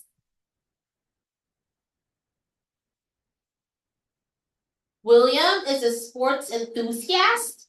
He is the subject, and it's in singular form. So your verb must be in singular form too, in order for your subject and your verb to agree. But the thing about verbs, when they're used in singular form, they have an S. Baliktad siya sa noun. Pag yung noun yung singular, walang S. That's why the correct answer is he likes. Yes, he likes to play basketball or he likes playing basketball. All right? Next, inappropriate personal pronouns. My father is a businessman and she knows how to make money. How are we going to correct this sentence? Okay, he knows how to make money. Nouns and pronouns contradict in number. I think students should not be forced to do unpaid work for the community because he should be enjoying his life. Okay, last week we talked about the pronoun antecedent agreement. Kung ano yung ginamit mong subject, dapat mag-a-agree yung pronoun na gagamitin mo. So, the subject here, we're pertaining to students. There's no gender. Kasi plural form to. So we are not supposed to use either he or she. We're supposed to use the plural pronoun them and their. Okay? They. They should be enjoying their life. Sino yung sumagot ng their life? Remember, you have to also change the form. Lives. Their lives. Okay? Again, they should be enjoying their lives. Okay. And next we have prepositions. Prepositions are words that pertain to, well, there are different kinds of prepositions. Prepositions of place, prepositions of time. Yun lang naman yung kailangan yung aralin. Okay, so in this case, we have preposition of time. I enjoyed studying statistics back on my college days. Is this correct or not? What should be the correct answer? Why? Because we only use on when we're pertaining to a specific date. Her birthday is on the 25th of May. There's a specific date. That's why we use on. But we only use in when we're pertaining to a period. Okay? Unspecific. For example, when is her birthday? It's in May. Kasi wala akong binanggit na date. Okay? So in this case, walang specific date kung kailan niya in-enjoy yung pag-aaral niya ng statistics. It was just back in my college days, right? Di ko na maalala kung anong particular period yon. 2013 ba yon? 2012? What month was that? Basta, nung college days ko yon, okay? I enjoyed studying statistics back in my college days. Grammatical error solution. Complete a sentence in your head before delivering it. Okay? So that's why you are reminded to undergo at least 10 coaching sessions so that you can be familiarized with the flow of questions that will be asked on task 1, task 2, and task 3. So usually, it's a continuation.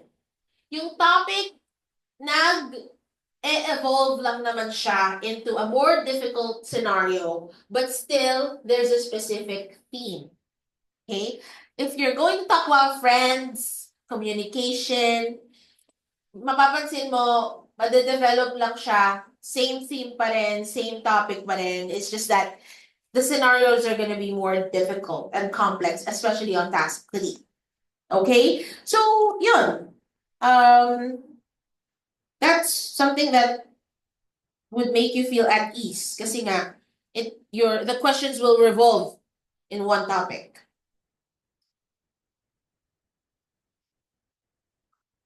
Alright, so we're down to the last area. Ang aga pa, 11. If we finish early, I can accept some one-on-one coaching. Siguro I'll be here until 12:30. Who wants? Kasi tomorrow, kung ayaw niyo pumunta dito just because of the one-on-one coaching, we can have it after the lecture. You want to have it, Rana? Okay. See, I remember your name now because I've seen you several times. Rana, Mello, Nicole, Rod. Tama ba, Rod? Jower. Galing! Actually, mga fifth time ko nakikita ngayon ko lang naalala. But people here, I don't remember everyone because I've met you for the first time, but I know Nicole din ba name mo? Yeah, right? Oh, di ba? And Lyra. Kasi nag-chat ka sa akin kaya I remember your name. And we have Jason. Jason. Is it Jason? Okay, I keep forgetting his name. And your name? Darren Freshill. Freshill? Okay. I think I saw your name in the notifications. Probably you liked one of the posts. I'll try to remember all your names, okay? But then, may mga students kasi hindi na bumabalik eh. Alright. There's a difference between, okay, let's practice. Long I and long E vowel sound. Rich and reach. Remember, when you're trying to enunciate long E vowel sounds, your teeth must show. You have to smile, all right? Or else you can't enunciate it properly. Okay, so the short I vowel sound is a very quick, rich. Okay? Reach. And then sap, zap. So magkaiba yung S at saka Z. And there are words that are spelled with S but are supposed to be pronounced with the letter Z. Okay, for example, seasons, scissors. What else? Pleasure, pleasant. Okay. There are a lot of exceptions in the English grammar. You just have to really know what's which is what, okay? And then P and F, kadalasan nagkakaroon din ng interchange yung P and F, especially Filipinos. So please be careful, all right? It's pale and fail. Ban and van. Right. So, one of the reasons why you would have a lot of pronunciation lapses is because you're talking too fast. Okay? Masyadong mabilis or masyadong kang nagmamadali sa pagsasalita. So, kailangan mo bang magmadali? Do you really need to rush when you are speaking in the interview? So your pacing is very important, okay? So you don't have to rush, you don't have to be so excited. Okay, you just have to chill. The better way for you to answer questions is by maintaining a medium speaking pace. Why? Because it's a two-way effect. You get to think more when you're speaking in a medium pace. Mas naiisip mo yung mga sagot mo, kaya mo pang i-filter unti-unti. Alright? And when you're speaking in a medium pace, you're allowing the person you're talking to process the information before you move on to the next. Okay? So, the tendency is when you're talking too fast, nag-overlap minsan yung mga words. Nagkakaroon ka ng mga pronunciation lapses and even grammatical lapses. So, in order for you to, kasi minsan you're too nervous. May mga narinig pa akong estudyante, nanginginig-nginig ko yung boses habang nasa coaching. Well, that's normal. So, in order for you to stop yourself from being in that situation, well, just take deep breaths. What you can do is hold your, hindi mo naman ito pwedeng gawin during the interview kasi it's too obvious. So, I guess, before you step into the interview room, ano ka muna, hold your breath for 4 seconds. That's what I do. And then breathe out. Inhale, hold it for a few seconds, and then breathe out. Kakalma ka.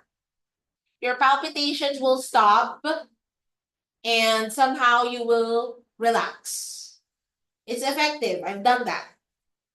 And another way for you to release tension is by using hand gestures. In fact, your hand gestures will be seen during the interview because the camera can see half of the body, okay? Upper body, of course. So your hands, and when you're using hand gestures, it's actually an indication that a person is intellectual. Kaya pala, ma'am. Gamit ka na gamit ng hand gestures. Okay, charot lang, guys. But anyways, yeah, it's an indication that a person is eloquent and intellectual. Oh, hindi na ako gagamit. Baka sabihin nyo, sinasadya ko na. Alright, so, we have slurring and audibility. If you know naman na sobrang hina ng boses mo, try to adjust. Okay? I know that computer-based examinations are done virtually, so you will be provided with a microphone and a headset with a microphone and an earphone, okay? But the thing is, the clarity of your voice will be a reason for the examiner not to understand you. So you have to be able to be audible enough. And the only way for you to sound clear during the interview is to open your mouth wide enough. Wide enough. Hindi ko sinabing wide all throughout the interview, okay? Wide enough in order for you to enunciate the syllables correctly. Okay? Kasi madalas, pag nahihiya ka, nakatiko masyado yung bibig mo, hindi ka nakakapagsalita ng clear enough. Alright? That's why the only key for you to pronounce words and sound audible enough is to open your mouth in a certain way. Okay? So I know that will not happen overnight. Kasi it takes time, experience, exposure in order for you to develop a certain speaking skill. But then, hindi din naman bukas ka na agad mag-e-exam, right? The reason why you're here is because you want to take your time before you take the exam to prepare. And one of the preparations that you should do is immerse in the English language. And the only way for you to do that is speak the language. I'm really sorry, but you cannot improve your speaking skills unless you use the language daily. Actually, I want you to use it 24/7. Biglang napanulok na lang si Darren, no?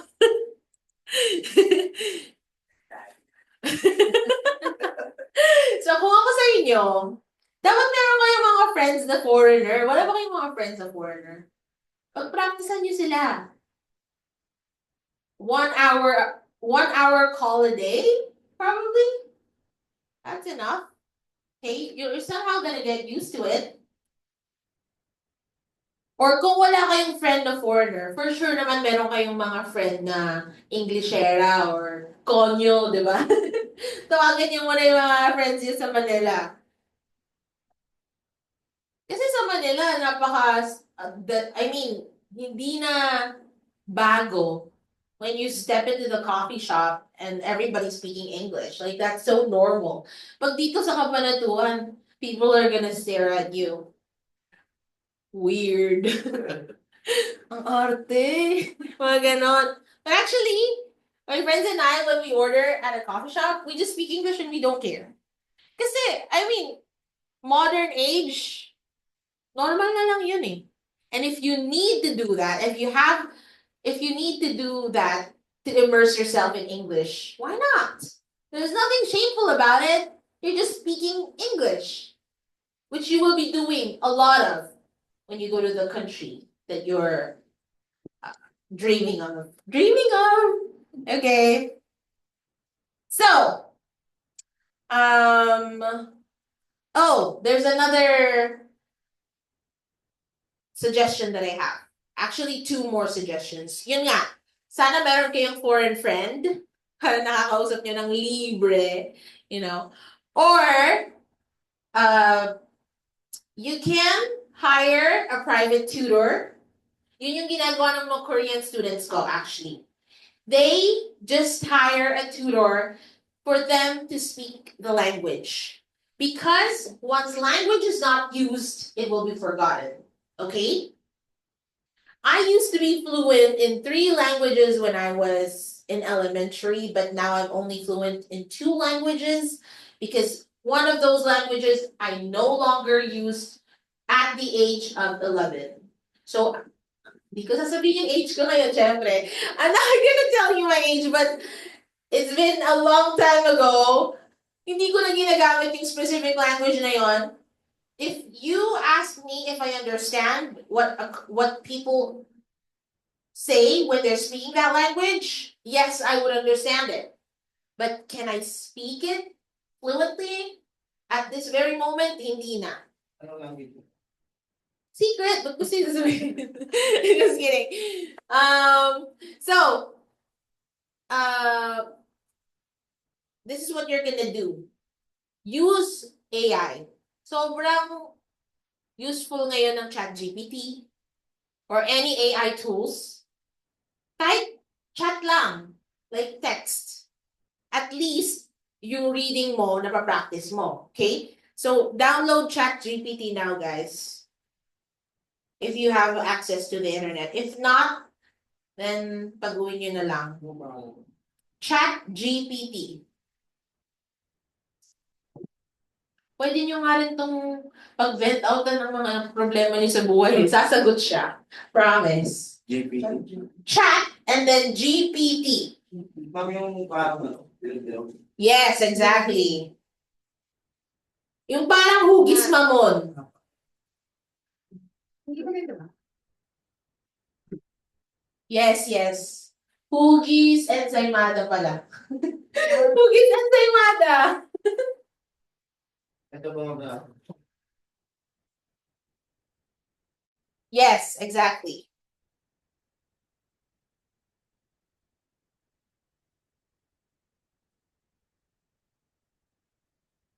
Yeah, the second one. Okay, okay. Chat GPT naman.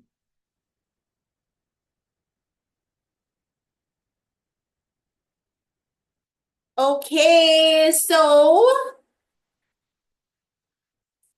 slurring, yun yung hindi mo na napapronounce yung words correctly.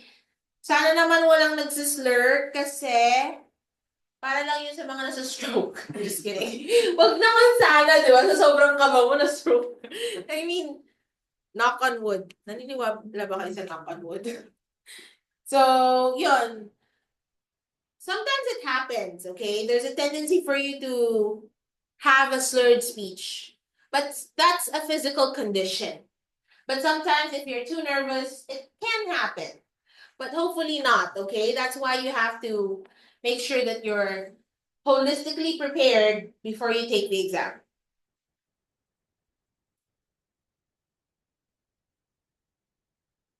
May kinikwento pa nga si Sir Kevin eh.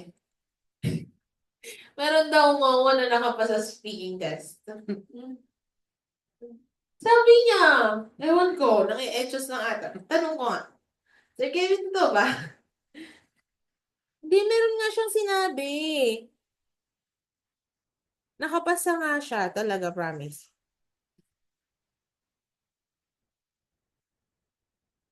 Balik din mag-exam. Yes, I think so. All right, flat intonation or being monotonous. Okay, when you're being monotonous, you sound really boring. If yun yung iisa lang yung intonation mo all throughout. So there are different ways on how you can change your intonation, and your intonation must change depending on what you're saying, okay? So if you're asking a question, it has to be a rising intonation. If it's a declarative sentence or you're just stating a fact, it should just be a falling intonation. All right? Where have you been? Pataas. Lalo na pag mapapansin niyo yung rising intonation sa mga nanay. Laging galit. Or yung mga asawa na hindi nabigyan ng sweldo. Okay, so, saan napunta? Hindi ba mataas siya? Or, pag declarative sentence or statement lang, just falling intonation. For example,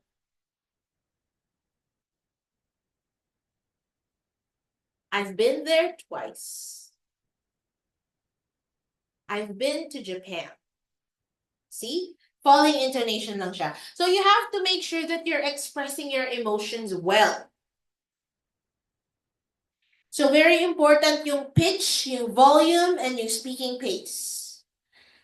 Now, one of the most common mistakes is also mispronunciation, which is highly affected by your regional accent. Meaning, sino ba dito yung taga Visayas or Mindanao? Wala naman.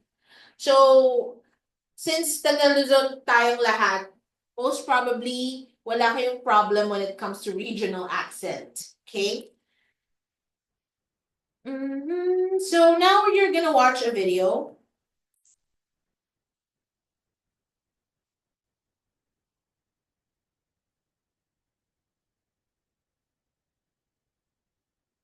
Probably some of you might have already watched this, but kakonect ko lang sa Bluetooth.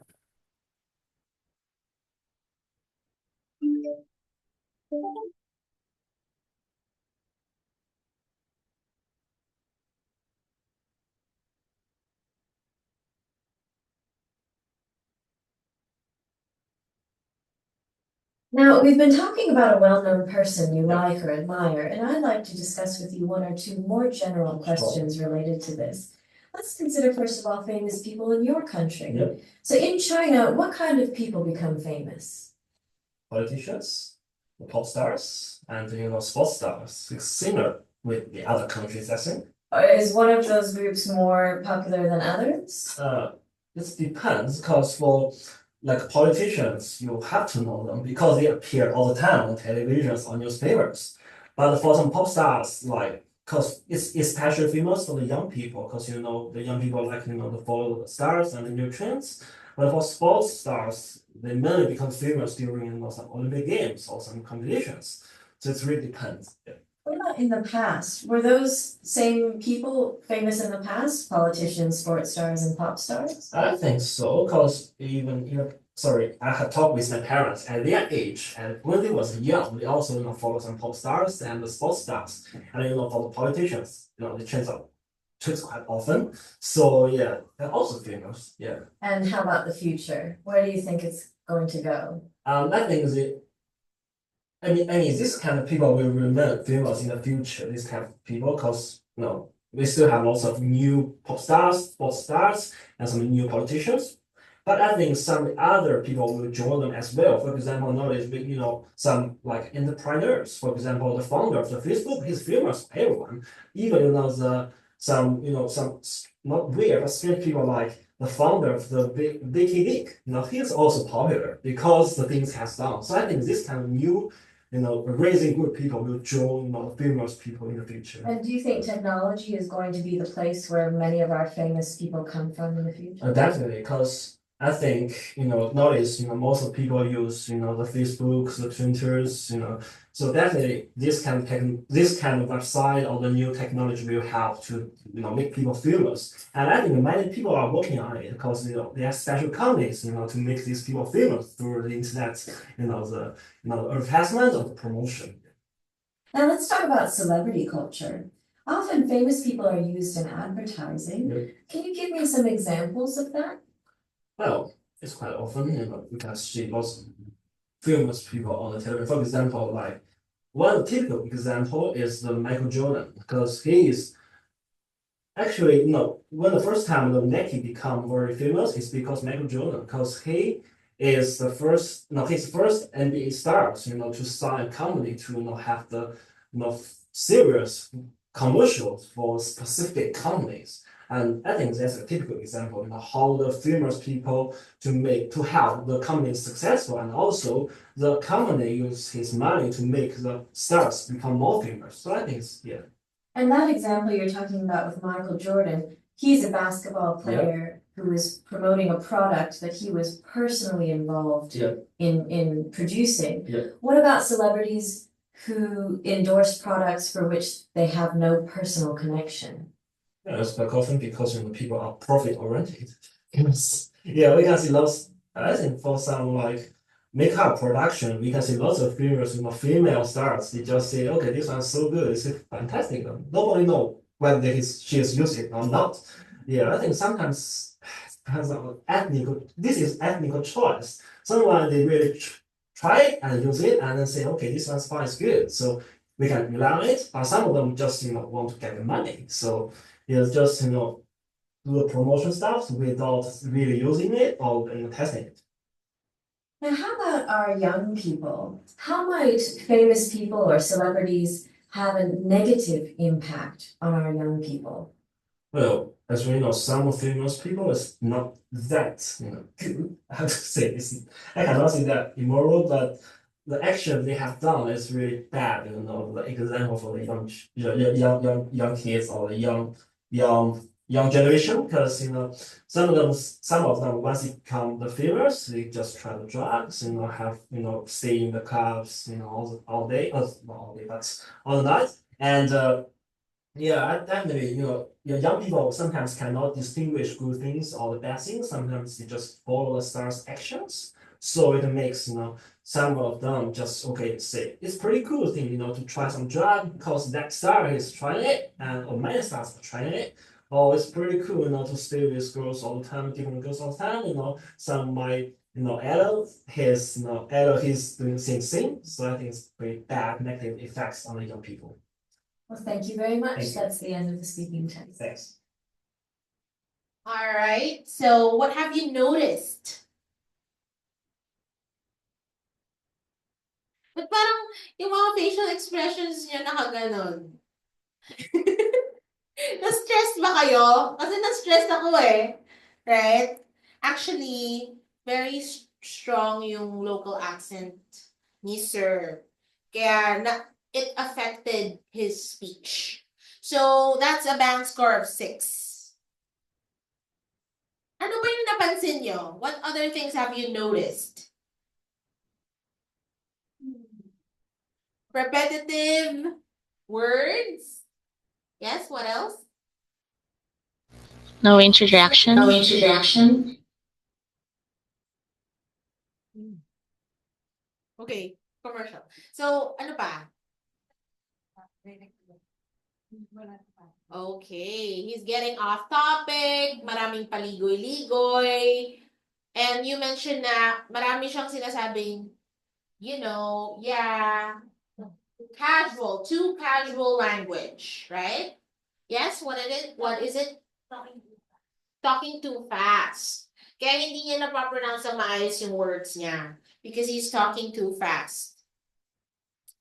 And ang problema kasi sa mga Asian countries such as Japan, South Korea, China, they cannot clearly enunciate L and R consonant sounds. So Filipinos are very blessed that we are accustomed to those consonant sounds because our alphabet is actually very similar to the American or English alphabet.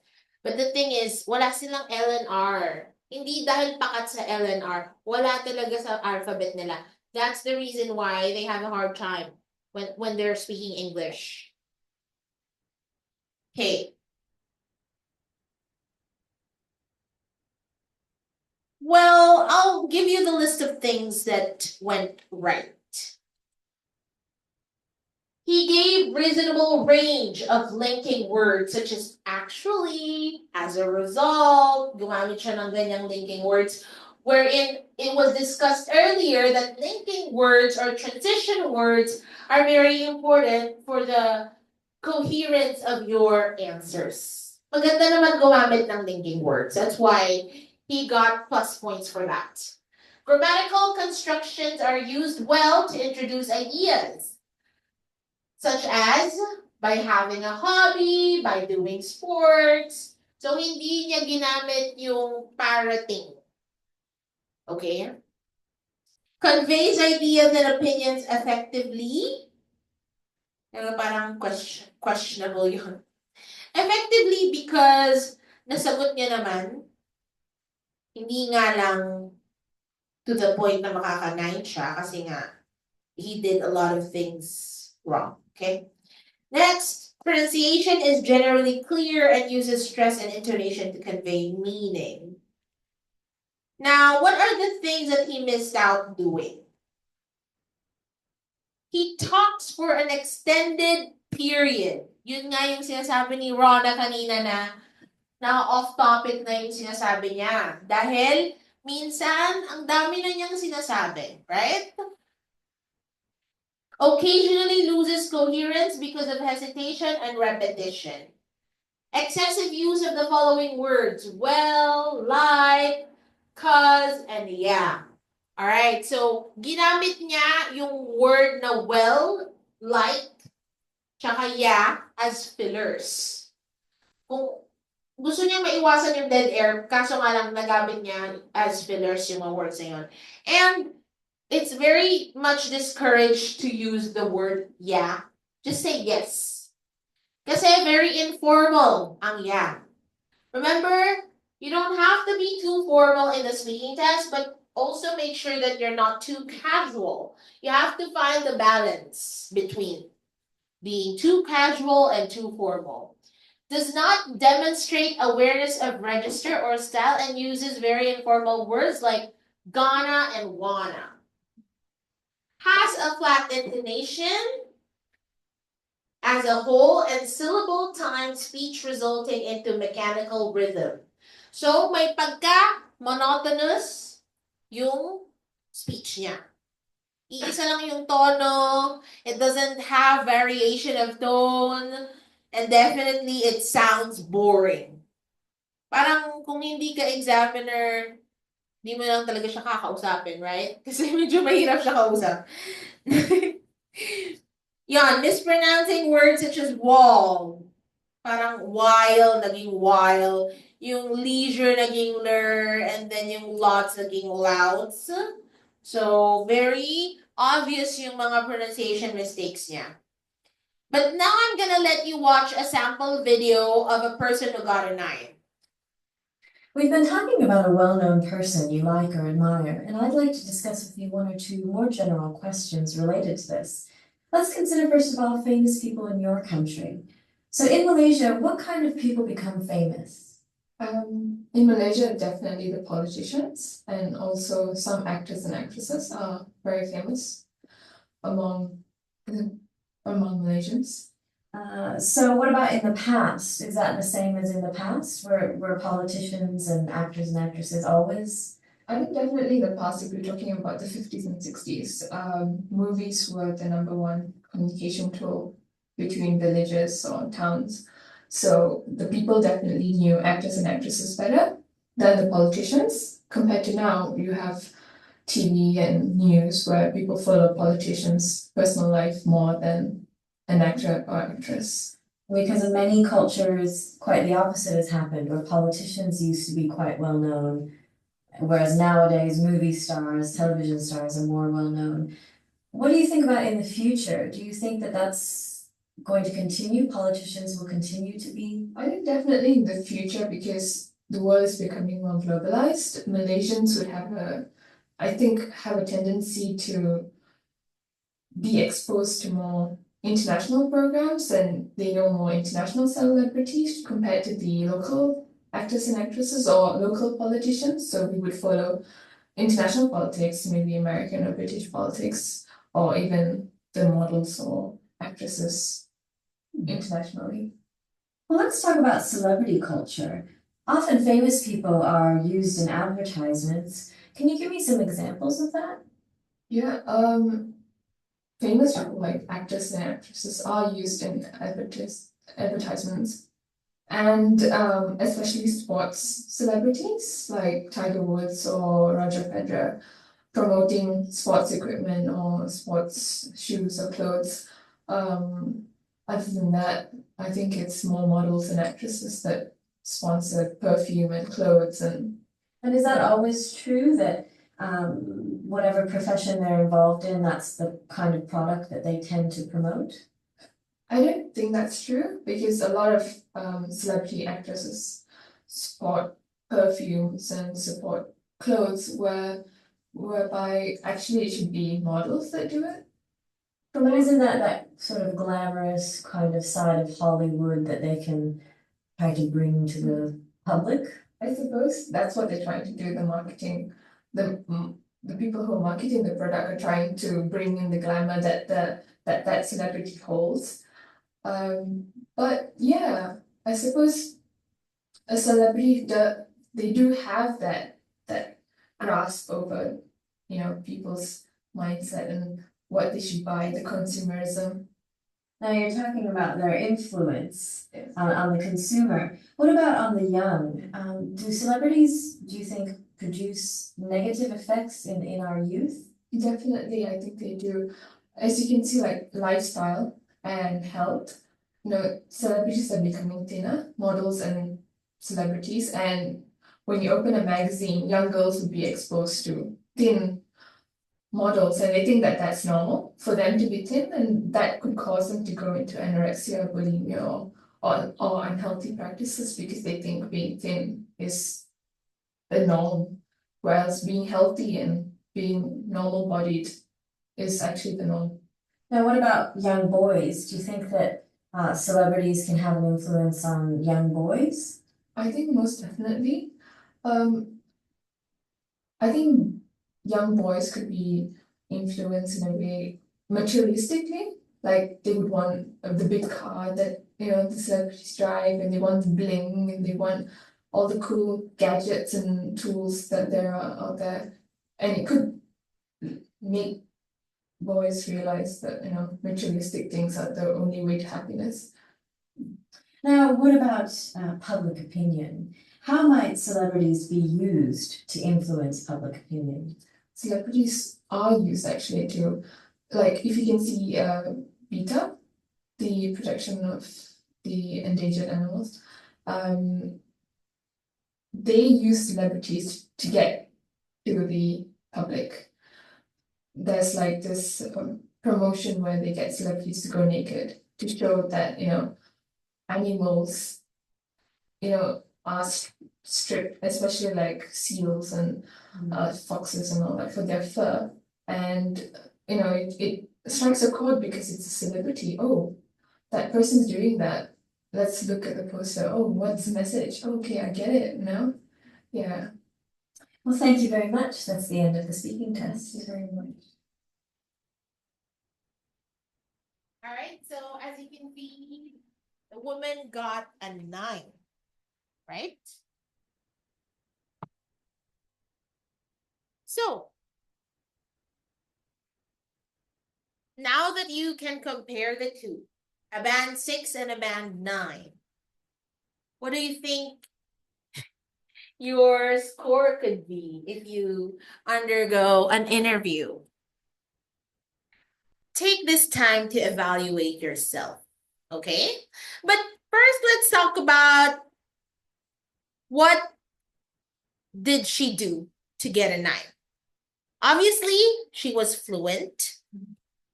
All right, she was fluent. There was no self-correction. She appeared very assertive. When we say assertive, confident with the way she talks, and she is not scared of judgment, right? So she just wanted to express her thoughts. Actually, one part of the interview, the question is, how do you think celebrities are you? Do you think celebrities are used as ganyan, ganyan? And then she said, actually, they are used. So it sounds that she's confident enough with her answer. She sounds intellectual as well, right? There was very rare repetition of words. Speech is coherent, and she has fully flexible vocabulary. Depending on the topic, her vocabulary use was also appropriate. Okay? Her grammatical structure was precise at all times. And the rhythm of her language, hindi siya monotonous. She would express her thoughts the way a natural speaker does. Okay? Few reminders before we end today's lecture. Undergo at least 10 coaching sessions before applying for the test.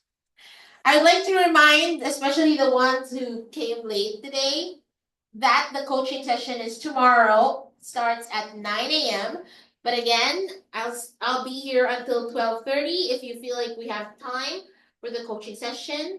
Rana is going to be the first. You want to be the second? Okay, sure.